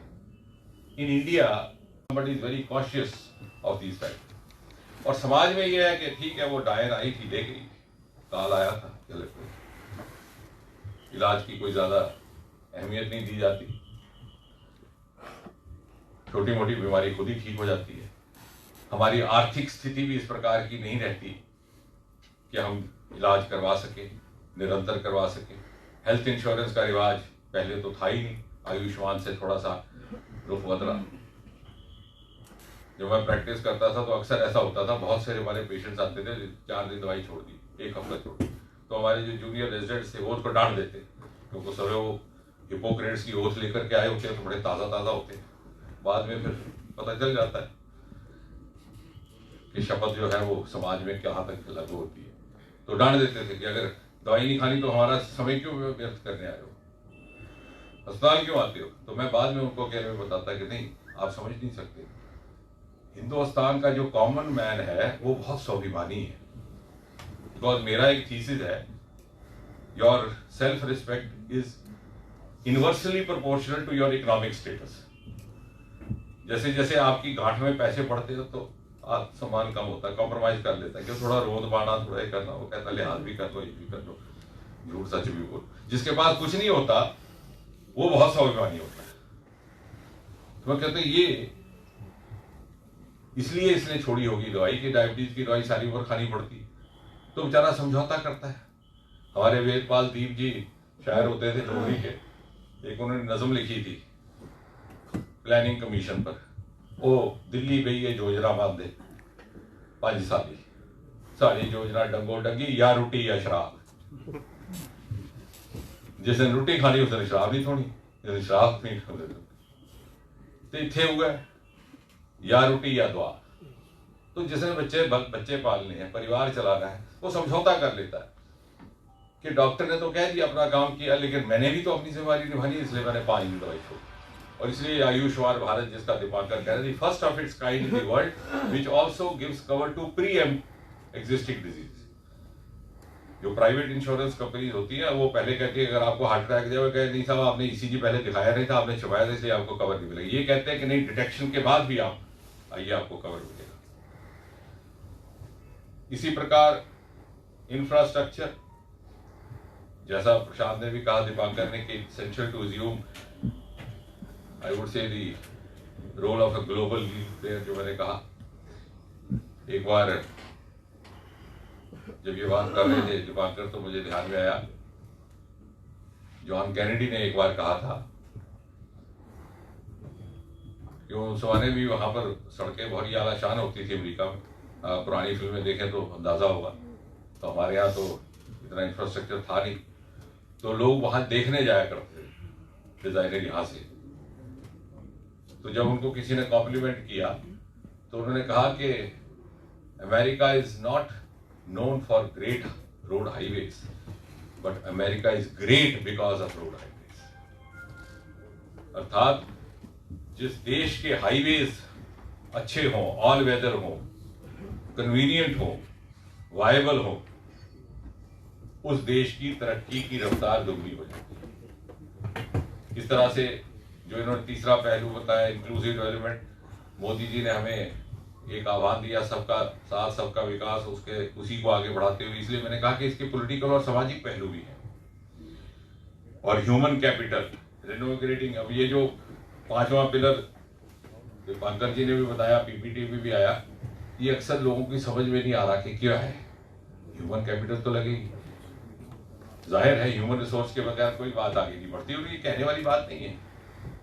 It's hardly A kept secret, ये कुछ भी बात, लेकिन हिंदुस्तान के परिप्रेक्ष्य में इसकी एक पिक्युलैरिटी है जो अक्सर समझ नहीं आती। मैं परसों दिल्ली यूनिवर्सिटी के एक लेक्चर में ये बात समझा रहा था।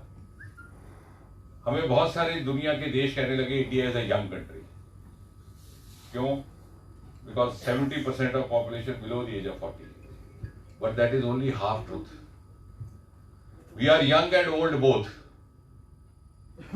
ऐसा नहीं है कि बूढ़ों ने जगह खाली कर दी कि भाई अब बच्चे आ गए, वो भी they have also refuse to leave the planet. हमारी ग्रोथ बाईफेजिक हो रही है, ये बात कही नहीं जा रही, समझी नहीं जा रही। आजादी के समय हमारा एवरेज लाइफ स्पैन 50 साल था, इससे हमारा न्यूनतम एवरेज लाइफ स्पैन 65 है और आगे जा रहा है 80 तक। So we are growing both veg.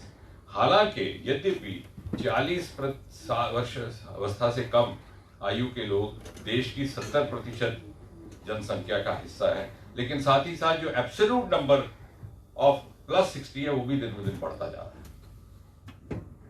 एक बार एक पेंशनर्स की गोष्ठी थी तो बहुत वो पेंशनर शिकायत करते थे, क्योंकि वो रिटायर हुए होते हैं तो सारा उनको भेद पता होता है, तो या वो RTI लगाएंगे या कुछ एक्टिविज्म करेंगे। तो कोठारी साहब हमारे सेक्रेटरी होते थे पेंशन्स के, जो आजकल चीफ विजिलेंस, तो बोले जी आप इनको समापन पे आके समझाइए, बहुत नाराज हो रहे, कई रिटायर्ड जनरल, कई रिटायर्ड IGP। तो अंत में मैंने कहा कि सबसे पहले आई वांट टू कॉम्प्लीमेंट तो सारे चौंके कि साहब हमने तो सारा दिन गाली दी। मैंने कहा you are from that lucky generation where each one got a farewell on retirement, क्योंकि हिंदुस्तान में एक ऐसा भी दौर गुजरा है, बहुत कम लोग रिटायरमेंट एज तक जिंदा रहते थे। ये कम वरदान है क्या? सो अब हमने ये प्लानिंग करनी होगी how to utilise this both section while we are going to be the largest pool of youth for the world। Japan में बूढ़ों की संख्या ज्यादा है, जवान लोगों की कम है, उनको गाड़ी चलाने वाले लोग चाहिए, हिंदुस्तान उसका रिसोर्स पूल बनेगा। लेकिन एट द सेम टाइम जो +60 at the peak of their expertise जो रिटायर हो रहे हैं, जो दूसरे हैं, उनको कैसे यूटिलाइज करना है, इसकी भी योजना बनानी होगी। नहीं तो फिर आकर के वही हम बीजेपी ऑफिस के बाहर धरना लगाएंगे, प्रदर्शन करेंगे, अध्यक्ष जी को कहेंगे हमारी ये मांग है, या किसी मांग वाले के साथ जुड़ जाएंगे। So how best to utilise their energies and expertise, इसलिए ह्यूमन रिसोर्स पर बल देना पड़ेगा। R&D की तो बात हो गई, वैक्सीन की बात हुई। मैं इसमें 2-2 मिनट लेकर के इस बात को करता जाऊंगा। जहां तक हेल्थ का संबंध है, दोहराने की जरूरत नहीं है, 137% इन्होंने बता दिया। उसमें हमारे 3 पहली बार इस बजट में फोकस एरियाज भी तय किए, जो बातें हटके हैं वो बता रहा हूं। उसमें निर्धारित किया गया प्रिवेंटिव, क्यूरेटिव एंड वेलबींग, और ये भी कि नीचे से लेकर के ऊपर तक, beginning from critical blood clots to national institute जो बताएंगे, वो चाहे वैक्सीन के होंगे, और इंटेग्रेटेड हेल्थ केयर। पहली बार मोदी जी के आने बाद ये महसूस हुआ कि योग का क्या महत्व है। पहली बार आयुष का अलग मंत्रालय बनाया गया, और थैंक्स टू कोरोना दुनिया को आयुर्वेद और यूनानी का महत्व समझ में आया। कहने लगे क्या आपके पास क्या है इम्यूनिटी बेस्ड, और इसलिए इंटेग्रेटेड हेल्थ केयर को बढ़ाने का ये बेहतरीन मौका। मैं आयुष मंत्रालय वालों से भी कह रहा था कि वही बात है कि क्या हम तैयार हैं इस मौके का फायदा लेने के लिए। और ये जो हेल्थ का बजट है, इसके साथ इंटेग्रेशन करने के लिए पोषण भी डाल दिया गया, वाटर सप्लाई जल मिशन भी डाल दिया गया, जिसके लिए 2,37,000 करोड़ रुपया है। और साथ ही साथ पोल्यूशन को कम करने के लिए स्क्रैप व्हीकल्स की भी पॉलिसी बदली गई है 20 सालों। अब इंफ्रास्ट्रक्चर की तो बात हुई, रोड्स की जैसे मैंने आपको कहा, उसमें हमारे संदर्भ में दिल्ली कटरा बहुत सी ऐसी घोषणाएं जो हो चुकी थी, जिसमें औपचारिक राशि अभी निर्धारित की गई, उसका उल्लेख अभी आया। दिल्ली कटरा हाईवे तैयार बनना शुरू हो गया, पंजाब की तरफ लैंड एक्विजिशन हो गई, पठानकोट से जम्मू तक वो 4 लेनिंग का 6 लेनिंग होगा, 3500 करोड़ रुपया उसके लिए निर्धारित हो चुका है। रेलवे में जो कुल मिलाकर के 1,10,55 करोड़ का बजट है, उसमें से कटरा श्रीनगर के लिए 4100 करोड़, 2 साल के भीतर ये भी पटरी तैयार हो जाएगी, और साथ में मेट्रो भी। पावर इंफ्रास्ट्रक्चर की इन्होंने बात की। पावर के सबसे अधिक प्रोजेक्ट गत 1-2 वर्षों में और आने वाले 2 वर्षों में लग रहे हैं, तो नॉर्थ ईस्ट और Jammu Kashmir. North east power plus हो जाएगा। मिजोरम जैसे छोटे 1 मिलियन 10 लाख की आबादी के प्रदेश में मोदी जी ने जाकर के खुद वहां पर लॉन्चिंग की। यहाँ पर पक्कलडोल, कीरू, रेटले, दूलहस्ती 2, ये 4 प्रोजेक्ट्स यहाँ पर लगाए जा रहे हैं, जो 3 साल के भीतर तैयार हो जाएंगे, सारे किस्त ऑर्डर। जैसे मैंने कहा कि वो एरियाज जो अनएक्सप्लोर्ड रह गए, वहां पर कैसे होगा। इस बजट की एक महत्वपूर्ण बात यह है कि it has touched every section of society. अब कहा जा रहा था कि इस बार बहुत कीमतें बढ़ जाएंगी, टैक्स बढ़ जाएंगे, लेकिन उसके उलट समाज के हर वर्ग को किसी ना किसी प्रकार का लाभ पहुंचे, ये सुनिश्चित किया गया। युवाओं के लिए स्टार्टअप की बात की दिपाकर ने, उसमें एक बात जोड़ दो, बड़ी महत्वपूर्ण बात यह है कि जो टैक्स हॉलीडे दिया जाता था स्टार्टअप को, उसका 1 वर्ष अवधि बढ़ा दी गई है, जो बहुत बड़ी राहत है उसके लिए। इसी प्रकार बैम्बू पर इंपोर्ट ड्यूटी बढ़ा दी गई है, 25% कर दी गई है, ताकि बैम्बू एंटरप्रेन्योरशिप जम्मू में भी शुरू होने वाली है, वो भी इसी बजट का हिस्सा है, जो 3 क्लस्टर्स हमारे लगेंगे। सोलर इन्वर्टर्स पर इंपोर्ट ड्यूटी 5% से 20% बढ़ा दी गई, ताकि डोमेस्टिक प्रोडक्शन को, क्योंकि किसी भी जिम्मेवार सरकार का काम ये नहीं है कि वो सरकारी नौकरियां दे, जिसका हमारे यहाँ रिवाज है कि एम्प्लॉयमेंट मीन सरकारी नौकरी, चाहे वो 2000 की हो, 20,000, ताकि 2 घंटे जाओ बाकी आराम। To generate employability is the responsibility of a serious government. वो काम इस बजट के जरिए होगा। एल्डर सिटीजन्स के लिए 75 प्लस पेंशनर्स को इनकम टैक्स भरने से राहत, महिलाओं के लिए उज्ज्वला की स्कीम को एक्सटेंड कर दिया है, 1 करोड़ और घरों तक पहुंचे। रात को सिक्योरिटी शिफ्ट में जो पहले नहीं होती थी, मैटरनिटी लीव को 6 महीने बढ़ा दिया गया, मेरे ही विभाग से जुड़ा था। और दूसरा मेरे ही विभाग का कि चाइल्ड केयर लीव मर्दों को भी। अब क्या था, मैं उस दिन समझा रहा था, कह रहे इसका क्या मतलब, मैं कहा क्योंकि हमारे मानसिकता में बैठ गया कि बच्चे खिलाने तो औरतें खिलाए, मर्द ने हुक्का पीना। लेकिन आप बड़े शहरों में देखिए, हो सकता है अभी जम्मू में वही चल रहा हो, बड़े शहरों में देखिए, दिल्ली में ही देख लीजिए, आप उसमें काम बांटते हैं, सुबह तूने खाना बनाना, शाम को मैंने बनाना, आज मेरा शिफ्ट मॉर्निंग का है, मैं आ जाऊंगा, तो वो कहती है मैं फिर ऐसा करती हूँ, मैं शाम का शिफ्ट। इसलिए when we are heading towards a unisex society, not a transgender but unisex, so we have to be uniform in our norms. Migrant laborers के लिए one nation one card बहुत बड़ी राहत है। हमारे यहाँ रुकना नगर में ही आप देख लीजिए, इतनी सारी झुकी पट्टी है, ये बेचारे 3-3 महीने तरसते थे क्योंकि राशन कार्ड लाते थे बिहार से, यहाँ काम नहीं आता था। स्टूडेंट्स के लिए हायर एजुकेशन काउंसिल का बनाना, 100 नए सैनिक स्कूल का बनाना, जिन्होंने ले की बात की, उसमें अब मैं सारे में नहीं जाऊंगा। एग्रीकल्चर की इन्होंने बात की। अब हुआ क्या है, जैसे कि पावर पॉइंट में इन्होंने बताया कि ये सारी बातें जो कही जा रही हैं उसके उलट यहाँ पर तो वृद्धि हुई है। आपकी एमएसपी में 1.5 गुना वृद्धि हो गई। प्रोक्योरमेंट में चाहे गेहूं हो, चाहे धान हो, चाहे पल्स हो, इन्होंने उस स्लाइड में बताया 2013 की तुलना में 19 में बढ़ा और 20 में उससे अधिक बढ़ गया, कोरोना के दौरान बढ़ गया। तो फिर प्रोटेस्ट किस बात का? वो फैज ने लिखा कि वो बात सारे फसाने में जिसका जिक्र ना था, वो बात उन पर बड़ी नागवार गुजरी है। अब जो है ही नहीं लिखा हुआ उस पर प्रोटेस्ट हो रहा है। बहरहाल वो एक और विषय है, उस पर भी एक और गोष्ठी करेंगे। ये जो माइक्रो इरिगेशन की बातें की, ये जो रूरल इंफ्रास्ट्रक्चर पर 30,000 करोड़ रुपया लगा है, उसको बढ़ा के 40,000 करोड़ कर दिया इस बजट में, वो भी कहीं ना कहीं जाकर के किसान को टच करता है। अब उस विषय में नहीं जा रहा, मैंने संक्षेप में यही कि वो बातें हैं ही नहीं जिनके लिए प्रोटेस्ट हो रहा है। पेट्रोलियम की गैस पाइपलाइन जिसका लाभार्थी जम्मू कश्मीर भी होने वाला है। डिफेंस को लेकर के इस बार एक महत्वपूर्ण जो शायद पहले वक्ताओं के ध्यान में नहीं आया कि जहां 4.78 करोड़ रुपया हमारा डिफेंस का बजट है, वहां पर 22 करोड़ रुपए की वृद्धि हुई है पिछले वर्ष की तुलना में डिफेंस परचेज, जो पहले नहीं। और ये उस बात का एहसास होता है आपको जब आप बॉर्डर पर जाकर के देखिए किस प्रकार -50 डिग्री में हमारा सिपाही बैठा है। दीवार भी बर्फ की, फर्श भी बर्फ का, छत भी बर्फ की, वो पेशाब करने जाता है वो भी बर्फ हो जाता है। उस परिस्थिति में, उस हालात में रहने के लिए किस प्रकार इक्विपमेंट हो, उसके ऊपर इस डिफेंस बजट में पहली बार मैं कहता हूं this is human face of the defence budget,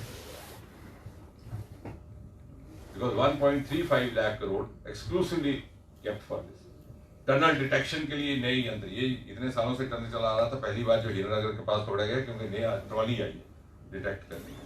ये इजराइल के पास सब था। मुझे इजराइल के एक एम्बेसडर होते थे डेविड कैमेरॉन, चाहे रिटायर हो गए, बड़े साल होते हिंदुस्तान रहे, उनकी धर्मपत्नी एक टेररिस्ट अटैक में मारी गई थी, उनको बड़ी अटैचमेंट थी।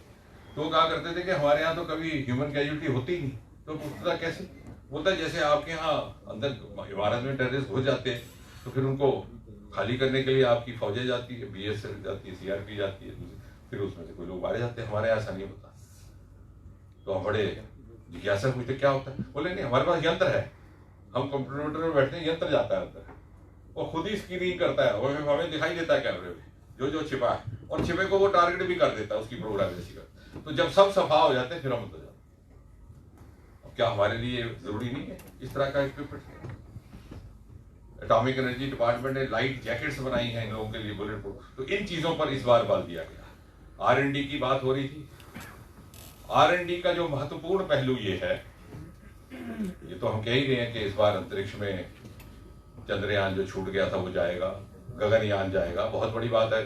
गगनयान इस साल नहीं जाएगा, लेकिन उसके 4 एस्ट्रोनॉट्स की ट्रेनिंग शुरू हो गई है। मेरा ही विभाग है कि वो देश ये जब रूस और अमेरिका चांद पर अपना आदमी उतारे थे तो हम तो सारा कविता का संबंध था कि चंदा मामा दूर के, और लोग हंसते थे सारा भाई पर और दूसरे लोगों पर, ये किस जुनून के मारे। आज वो हमारा स्वप्न साकार हो रहा है। लेकिन उसके अतिरिक्त जो एक बहुत ऐतिहासिक फैसला जो मोदी जी के ही सहयोग से हुआ कि unlocking the space sector to private sector, पहली बार इंडस्ट्री वाले उसमें आकर के पार्टिसिपेट करेंगे, क्योंकि इंडस्ट्री को अगर हमने और ज्यादा एम्पावर करना है तो उसके लिए अलग अलग क्षेत्र भी खोलने पड़ेगा। And it is going to be a win win situation, क्योंकि हमें जो बजट की किल्लत रहती थी कि एक मिशन भेजने के लिए लाखों करोड़ों रुपया लगता है, उसका भी होगा। उसमें कौन कौन सेक्टर्स में उनको आने देना है उसका अलग। स्टेट्स की बोरिंग हट गई। मैंने कहा अनएक्सप्लोर्ड पोटेंशियल से 1000 करोड़ रुपया टी गार्डन असम को दिया गया। मुझे किसी ने पूछा कि आपकी तो वहां ड्यूटी भी लगी है तो इलेक्शन है इसलिए दिलवाया। मैंने कहा जब 2014 में सबसे पहला बजट अरुण जी ने प्रेजेंट किया था, अरुण जेटली जी ने, तो हमने उनसे कहा था कि दूर दराज के जो क्षेत्र है वहां पर टीवी नहीं पहुंचता, तो उन्होंने एक्सक्लूसिव एक चैनल दी थी हमें, अरुण प्रभा। तब तो कोई इलेक्शन नहीं था। कहने का तात्पर्य ये कि this is a continuation of the same agenda with which we came. जो मोदी जी ने कहा था कि जिन क्षेत्रों का तिरस्कार हुआ है उसकी पूर्ति की जाए, जिनको न्याय नहीं मिला उनको न्याय मिले। 10 लाख आबादी का मैंने कहा मिजोरम है। कल ही अमित शाह जी के साथ बैठे थे, पूर्वोत्तर के विषय को लेकर बात हो रही थी, तो मैंने बताया कि सबसे पहला भारतीय उपमहाद्वीप का स्पेशलाइज्ड फूड पार्क, क्योंकि अब जैसे हमारे यहाँ फूड पार्क लगते हैं, अब जमाना आ गया, दुनिया में मैंगो पार्क अलग बनता है, स्ट्रॉबेरी बनता है। सिट्रस फूड पार्क मिजोरम में लगाया, इजराइल की टेक्नोलॉजी से, उनके सहयोग से। लगाने को तो हम यूपी में लगा लेते, उधमपुर में लगा लेते, 4 वोट बढ़ जाते, लेकिन नहीं, मिजोरम से एक एमपी चुन के आता है, ना दिल्ली में सरकार बना सकता है ना बिगाड़ सकता है। लेकिन एक नया कल्चर, पॉलिटिकल कल्चर स्थापित करने का भी प्रयास हुआ है। एक नया इकोनॉमिक कल्चर, एक नया सोशल कल्चर एंड एक नया पॉलिटिकल कल्चर, कि जहां जिस चीज की जरूरत होगी वो उपलब्ध करवाई जाएगी। फिर जनता आज सियानी है, किसको चुन के लाना है वो उनके में है, लेकिन हम इस पद्धति पर ही कायम रहेंगे। और इस तरह से उन क्षेत्रों में हवाई जहाज के अड्डे बनाए गए, बन भी गए हैं। पूर्वोत्तर में सिक्किम, ईटानगर, दी northern eastern most state Arunachal Pradesh, China के बॉर्डर, आज तक हवाई अड्डा नहीं था, अब बनने जा रहा है। इतिहासकार इसका विश्लेषण करेंगे 70 वर्ष तक क्यों नहीं बना। 1962 का युद्ध वहीं पर सारा लड़ा गया, क्योंकि जो तब तत्कालीन सरकारें थी उन्हें लगता था कि वहां से कुछ मिलना तो है नहीं। इसी उड़ान स्कीम के तहत अब किश्तवाड़ में भी एक एयरपोर्ट बनने जा रहा है। और इसलिए ज्यादा समय ना लेते हुए, क्योंकि ये तो सारे दिन बाद चल सकती है, आज ही के दिन जब मैं यहाँ खड़ा हूं तो निर्मला जी गई हुई है गुवाहाटी में। टी गार्डन्स जो टी वर्कर्स हैं, 3,000 रुपए की राशि प्रत्येक टी वर्कर के खाते में जमा करवाई जाएगी। कुल मिलाकर के वो 2.5 करोड़ रुपया उसमें लगेगा, 2 करोड़ 40 लाख। क्योंकि टी गार्डन्स इस कोविड काल के दौरान जो बेचारे वहां लेबर का काम करते हैं वो बड़े मजबूर रहे, मालिक भाग गए कहीं से। अब आप कहेंगे जी वहां से क्या फायदा होगा, कोई कह देगा जी इलेक्शन है, तो ये इलेक्शन के बिना भी काम जारी थी। मैंने उसी समय 2015 के बजट से पहले अरुण जी से कहा, जेटली से, मैंने कहा मैंने एक बात का अध्ययन किया, खुराफाती दिमाग है, कुछ ना कुछ रोज रिसर्च करनी कि अरुणाचल प्रदेश इतनी खूबसूरत जगह है, लेकिन आज तक सिर्फ 2 शूटिंग हुई फिल्मों की। एक झील में आके माधुरी दीक्षित गाना गा के उसका नाम पड़ गया माधुरी देव, उसके बाद कोई आया ही नहीं। तो बोले आपका क्या इससे तात्पर्य? मैंने कहा इसका अर्थ ये है कि वहां पर उनके पास इक्विपमेंट नहीं है। आप हमें अगर एक फिल्म स्टूडियो दे दें। वो मुस्कुराए, लेकिन बाद में ही वॉज सो काइंड, उन्होंने एक फिल्म एंड टेलीविजन इंस्टीट्यूट दे दिया। अरुणाचल जैसे प्रदेश में film and television institute Pune के बाद बन रहा है। हिंदुस्तान में और कोई जगहों की कमी तो नहीं है, लेकिन हमें लगा कि वहां इसकी सदुपयोग होगा पूरी तरह से, और इसी बजट की कंटिन्यूटी में आ रहा है। तो कहने का तात्पर्य ये कि this budget is also a departure from the mindset of the governments which were ruling and also departure from the earlier priority. और इसलिए 2021 का बजट इसलिए भी महत्वपूर्ण है। अंत में ये कहूंगा कि this is a milestone year for 2022। 2022 में बहुत सारे कीर्तिमान स्थापित होने वाले हैं। पार्टी को बहुत सारे काम भी मिलेंगे, अध्यक्ष जी में लगाएंगे अब, क्योंकि पार्टी तो पहले से ही योजना बनाती है।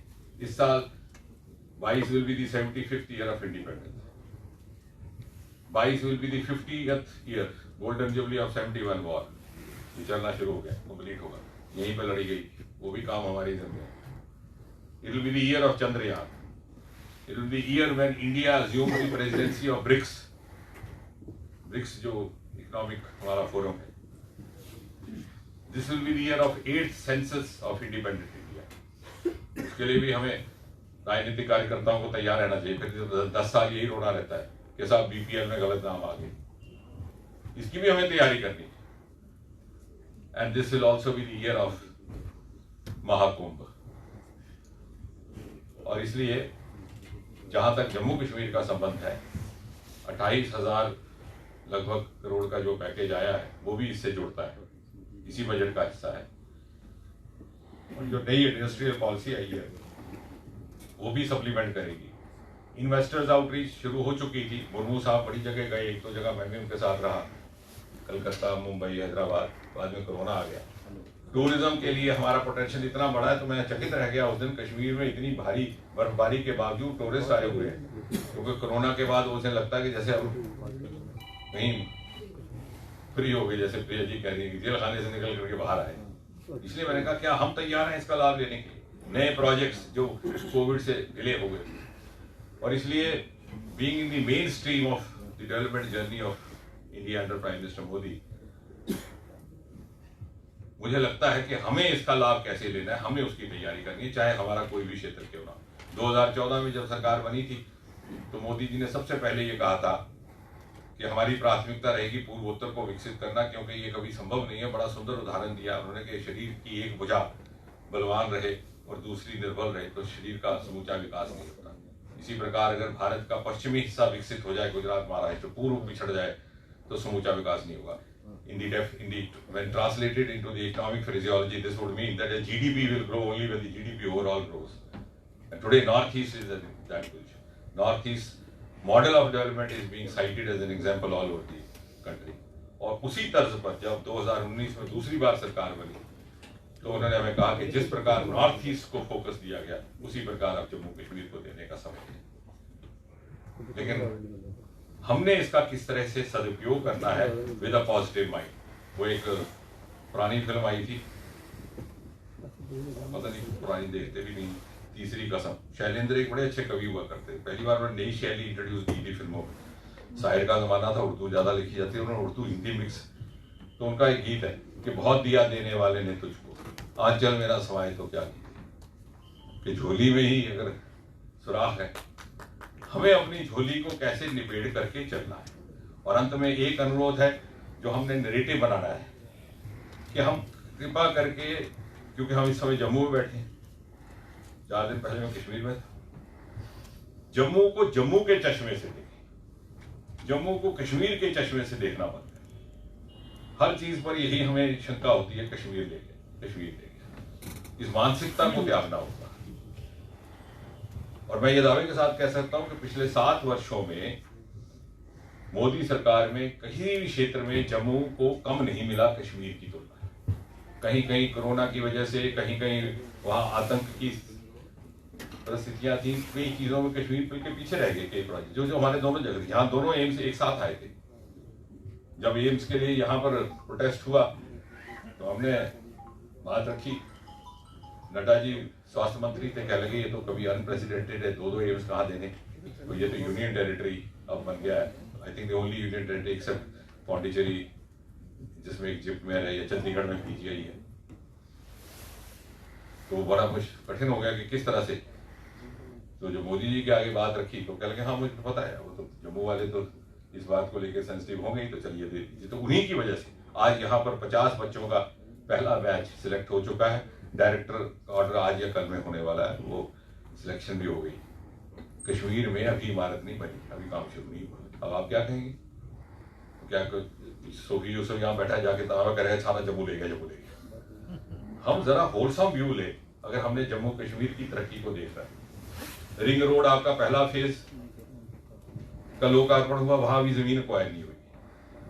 बायोटेक पार्क दोनों जगह मिली थी हमें, यहाँ की बायोटेक बात तैयार हो चुकी है, सिर्फ 1 महीने का काम है। वो लास्ट किस्त जो थी केंद्र से आनी थी, कोरोना की वजह से रुकी, जो कठुआ पर, वहाँ कुपवाड़ा में बनी थी, अभी जमीन को आएगी। एक्सप्रेस कॉरिडोर यहाँ बन रहा। हाई ऑल्टीट्यूड, पहला हिंदुस्तान का national institute of high altitude medicine. शर्त केवल इतनी थी कि किसी ऊंचे पहाड़ी स्थान पर रखा जाए। हिमाचल प्रदेश है, अरुणाचल है, कितने प्रदेश हैं हिमालय की गोद में बसते। जम्मू कश्मीर में लाना था तो कश्मीर में भी जा सकता था, क्यों कर वो भद्रवाह पहुंचा? क्या कल को कश्मीर का नेता नहीं उठ के ये सवाल करेगा? तो हम इस बेवजह विभाजन कायम कर रहे हैं। हालांकि मैं ये बात बहुत ज्यादा कहते हुए अच्छा नहीं लगता, क्योंकि इसका अर्थ ये नहीं है कि कश्मीर को कम दिया गया। किन्हीं कारणों से बहुत से ऐसे प्रोजेक्ट्स जो इकट्ठे मंजूर हुए थे, अभी वहां पर उतनी गति नहीं पकड़ पाए। उसको भी ध्यान देंगे, क्योंकि हमारी प्रतिबद्धता है इक्विटेबल बैलेंस। लेकिन कहने का तात्पर्य यह है कि हम बेवजह विवाद खड़ा करने के लिए ना करें। पहला सीड प्रोसेसिंग प्लांट कठुआ में चालू हो चुका, जम्मू कश्मीर। पहला होम्योपैथिक कॉलेज कठुआ में, क्यों नहीं कश्मीर? मेडिकल कॉलेज 4 यहाँ पर, कठुआ, उधमपुर, डोडा, राजौरी, वहां पे 3 सेंटर। पावर प्रोजेक्ट पक्कड़डूल आपका 1000 मेगावाट का सबसे ज्यादा बड़ा किश्तवाड़ में, सबसे ज्यादा वहां पे, वहां किशनगंगा 650। अब ये बातें हम कहेंगे तो आप कहेंगे कि बाहर प्रोटेस्ट हो रहा है। खुशी है, ढोल बजे जीत के आगे ये उसके लिए मैं वैसे कह रहा हूँ, इन विषयों को लेकर के होता है ना, सब देखें। So we have not to be led by the protesters, we have to lead the protesters. पिछले 5-6 साल में रुख बदला है। मैं जानता हूं कि बड़े साधनों से हम चूंकि तिरस्कार के शिकार थे, इसलिए हमारी मानसिकता में वो चीज धस गई है। हमारे यहाँ कहते हैं कि संस्कार बदलने में 3 पीढ़ियां लगती हैं, 1 पीढ़ी और लगेगी।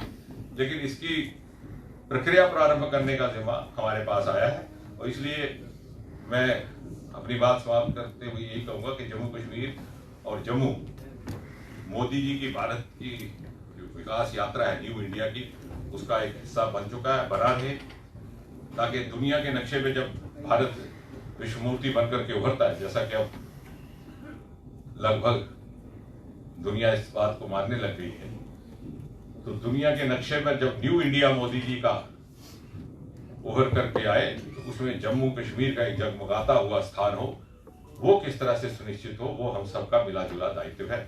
बहुत बहुत धन्यवाद।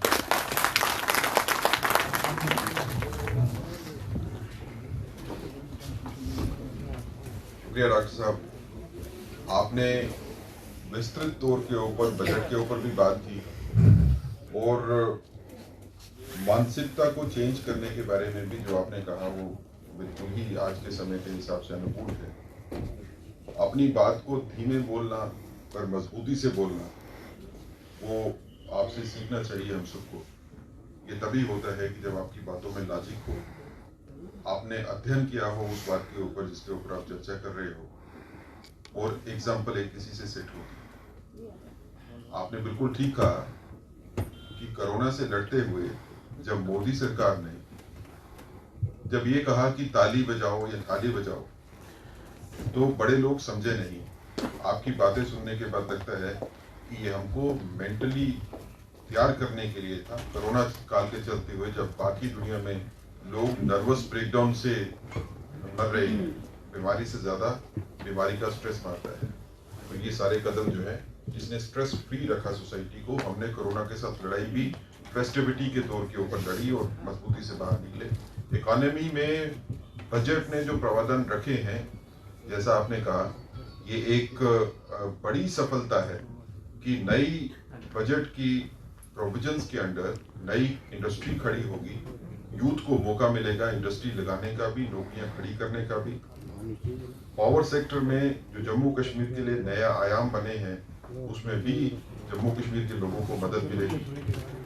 ये अच्छी बात है कि नॉर्थ ईस्ट में जिस तरह की तरक्की हुई है आपकी मिनिस्ट्री के अंदर, उसी तरह की तरक्की आने वाले काल में जम्मू कश्मीर में भी होगी। मैं इससे पहले कि मैं अध्यक्ष जी को कहूँ कि वो अध्यक्ष भाषण दें, मैं वेयर हाउस ट्रेडर एसोसिएशन की एक रिक्वेस्ट है कि वो डॉक्टर साहब को एक फोटो देना चाहते हैं राम मंदिर की।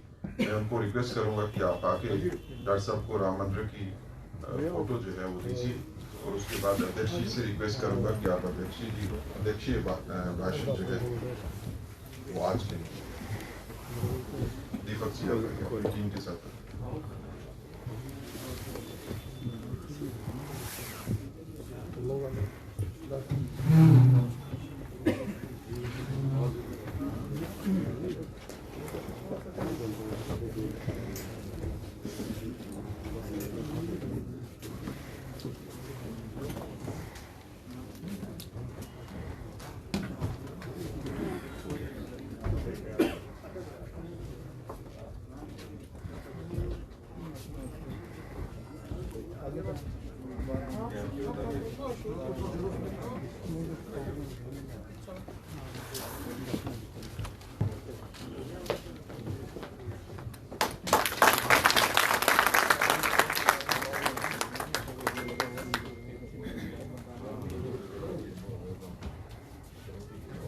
अब मैं रविंद्र राणा जी को रिक्वेस्ट करूंगा कि आप अध्यक्षीय भाषण के लिए प्लीज।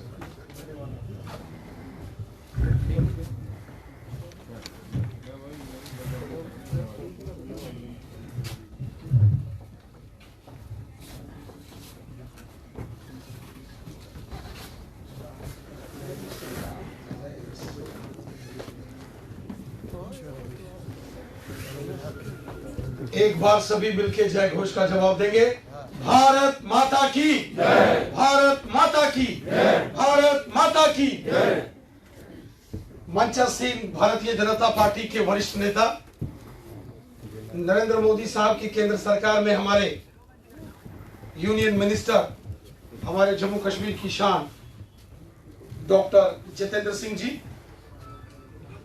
हमारे जम्मू के महापौर honourable mayor Shri Chandramohan Gupta ji, party के वरिष्ठ नेता chief spokes person senior advocate Sunil Sethi साहब, प्रोफेसर जम्मू यूनिवर्सिटी में इकोनॉमिक्स के प्रोफेसर और जिन्होंने बहुत अच्छे तरीके से इस केंद्रीय बजट के ऊपर आज अपना सारा यहाँ विषय रखा, हमारे बीच में professor Dipankar Sen ji, Jammu chambers of commerce के चुने हुए नए अध्यक्ष श्रीमान अरुण गुप्ता जी, हमारे सामने मैं देख रहा हूँ गैलेक्सी ऑफ इंटेलेक्चुअल पीपल, हमारी बिजनेस कम्युनिटी के लोग, इंडस्ट्रीज के लोग और इस फाइनेंस के साथ जुड़े हुए सभी साथी, हमारे ऑनरेबल इलेक्टेड, हमारे जम्मू म्युनिसिपल कॉरपोरेशन के कॉर्पोरेटर्स, हमारे former MLAs, former MLCs, senior leaders, हमारे ऑल सीनियर एडवोकेट्स और जितने भी साथी सहयोगी, आप सबको मेरा बहुत बहुत नमस्कार। मैं सबसे पहले डॉक्टर जितेंद्र सिंह जी का धन्यवाद करता हूं, जो इस बजट सेशन के दौरान, चूंकि उनके पास पीएमओ ऑफिस की भी जिम्मेवारी है, डीओपीटी के भी वो मिनिस्टर हैं, और साथ ही साथ मैं आज डॉक्टर साहब को मुबारकबाद भी दूंगा। मैं पिछले दिनों देख रहा था, 3-4 दिन पहले, he is the first minister in the union government who serve as a minister in Prime Minister's office PMO for about 7 years। मेरे ख्याल में आज तक कोई, मैं गलत तो नहीं बोल रहा, 7 साल तक लगातार प्राइम मिनिस्टर पीएमओ और डीओपीटी का चार्ज लगातार किसी के पास नहीं रहा। 2 साल 3 साल बहुत सारे लोगों के पास पीछे रहता रहा, और वो भी प्राइम मिनिस्टर मोदी साहब जैसे prime minister. So it means our supreme leader has having highest faith in yourself and we are proud of your working।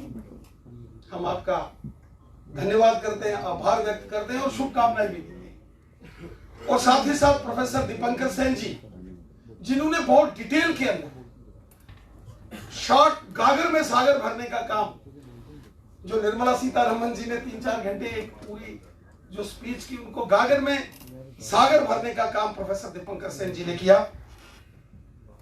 मैं तो सबसे पहले धन्यवाद दूंगा मोदी सरकार का, कि बहुत लंबे अरसे तक जो एक लड़ाई हमने लड़ी, जब मैं युवा मोर्चा का अध्यक्ष होता था और उसके बाद जब जम्मू कश्मीर का भी स्टेट प्रेसिडेंट बना, तो लद्दाख की हम लड़ाई लड़ते थे। लेह में सेंट्रल यूनिवर्सिटी होना चाहिए, लेह के बच्चे यहां आते थे, और चूंकि वो हमारे ऑफिस में आज भी वहां अपने ऑफिस में कम जाते होंगे, यहाँ हमारे ऑफिस में दिन में 50, 60, 100 लोगों का आना जाना लद्दाख रीजन का, चाहे वो लेह के हैं, कारगिल के हैं, जंस्कार के हैं, नोबरा के हैं, चांगथांग के हैं, वो हमारे ऑफिस के अंदर उनका रेगुलर फ्रीक्वेंट उनका विजिट होती रहती है। तो लद्दाख के साथ जो बहुत पुरानी गवर्नमेंट्स ने एक इनजस्टिस किया था, भेदभाव किया था, वो केंद्र सरकार ने समाप्त करके वहां सेंट्रल यूनिवर्सिटी आपने दी, वहां खोली है, उसकी घोषणा की गई है।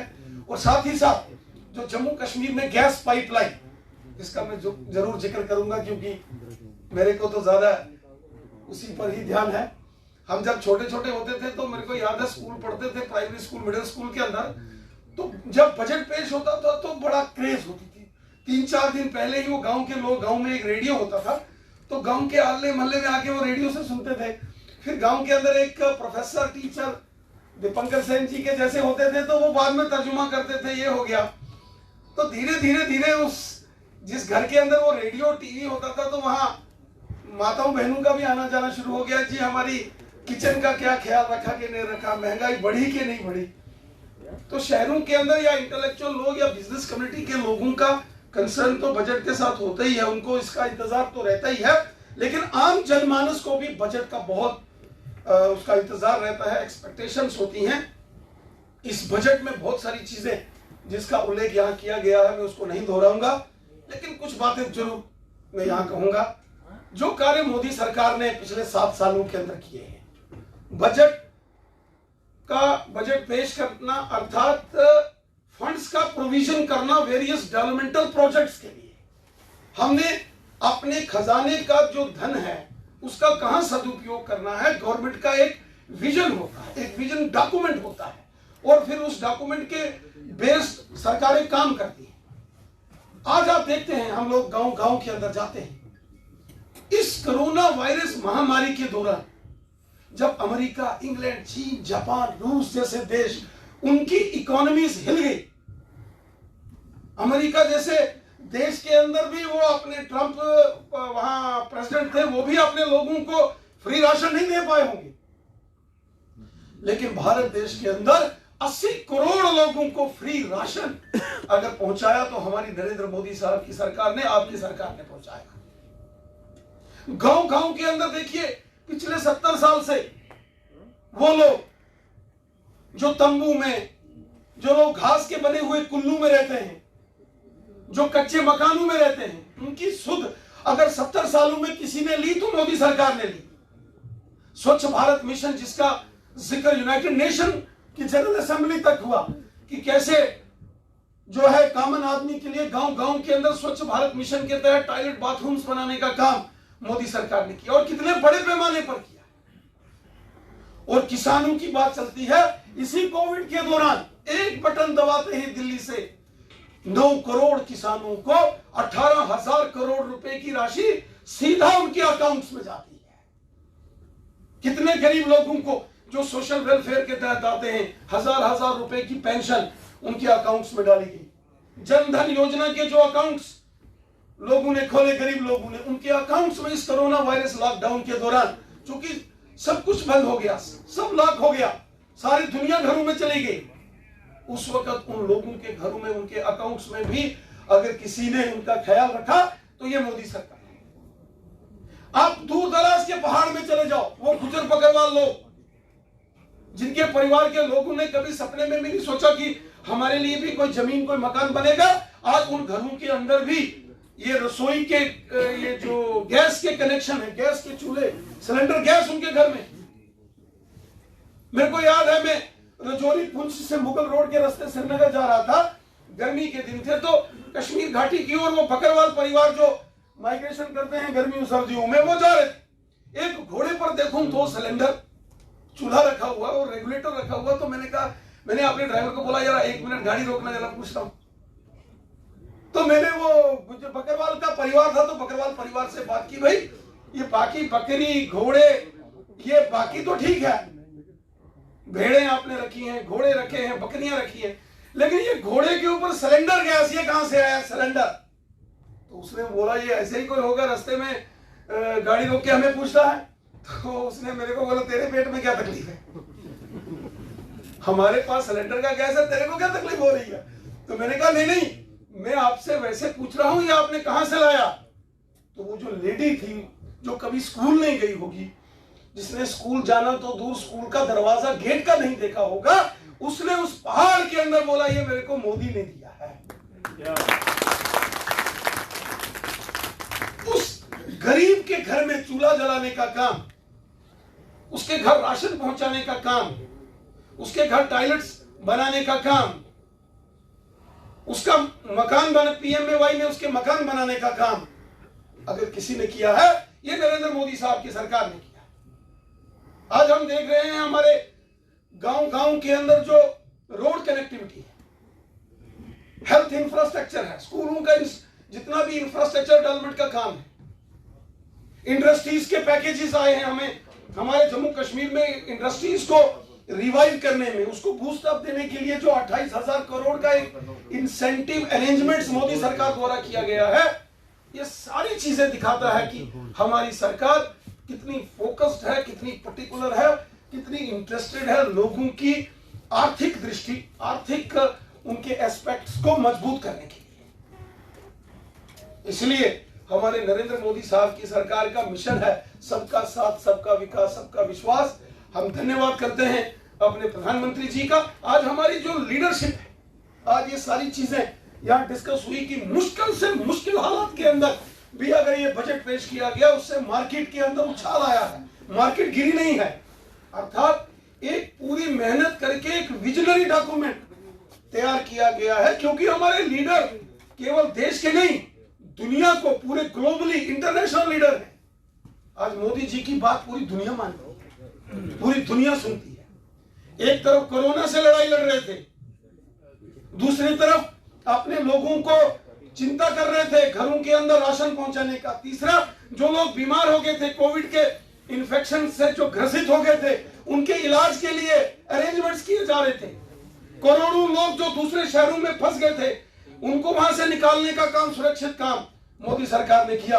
और वहीं उसी पीरियड के दौरान जब आर्थिक मंदी आ रही थी, इकोनॉमिक सिचुएशन डाउन हो रही थी, उसी बीच एक तरफ पाकिस्तान और दूसरी तरफ चीन के साथ भी जंग लड़ने के लिए हमारे सेनाएं तैयार थी, और पूरी ताकत के साथ हमारे प्राइम मिनिस्टर साहब अपने देश की सेनाओं के साथ खड़े थे। मल्टीपल फ्रंट्स पर हमारी सरकार काम कर रही थी और काम कर रही है। हमें फख्र है अपनी लीडरशिप पर, प्राइम मिनिस्टर नरेंद्र मोदी साहब पर, और हम विश्वास रखते हैं और हमें दृढ़ विश्वास है कि इसी प्रकार नरेंद्र मोदी साहब की सरकार जिस प्रकार के कार्य देश हित में, जनता के हित में कर रही है, आने वाले दिनों में, आने वाले सालों में भारत विश्व को मार्गदर्शन देगा, विश्व गुरु के स्थान पर भारत स्थापित होगा।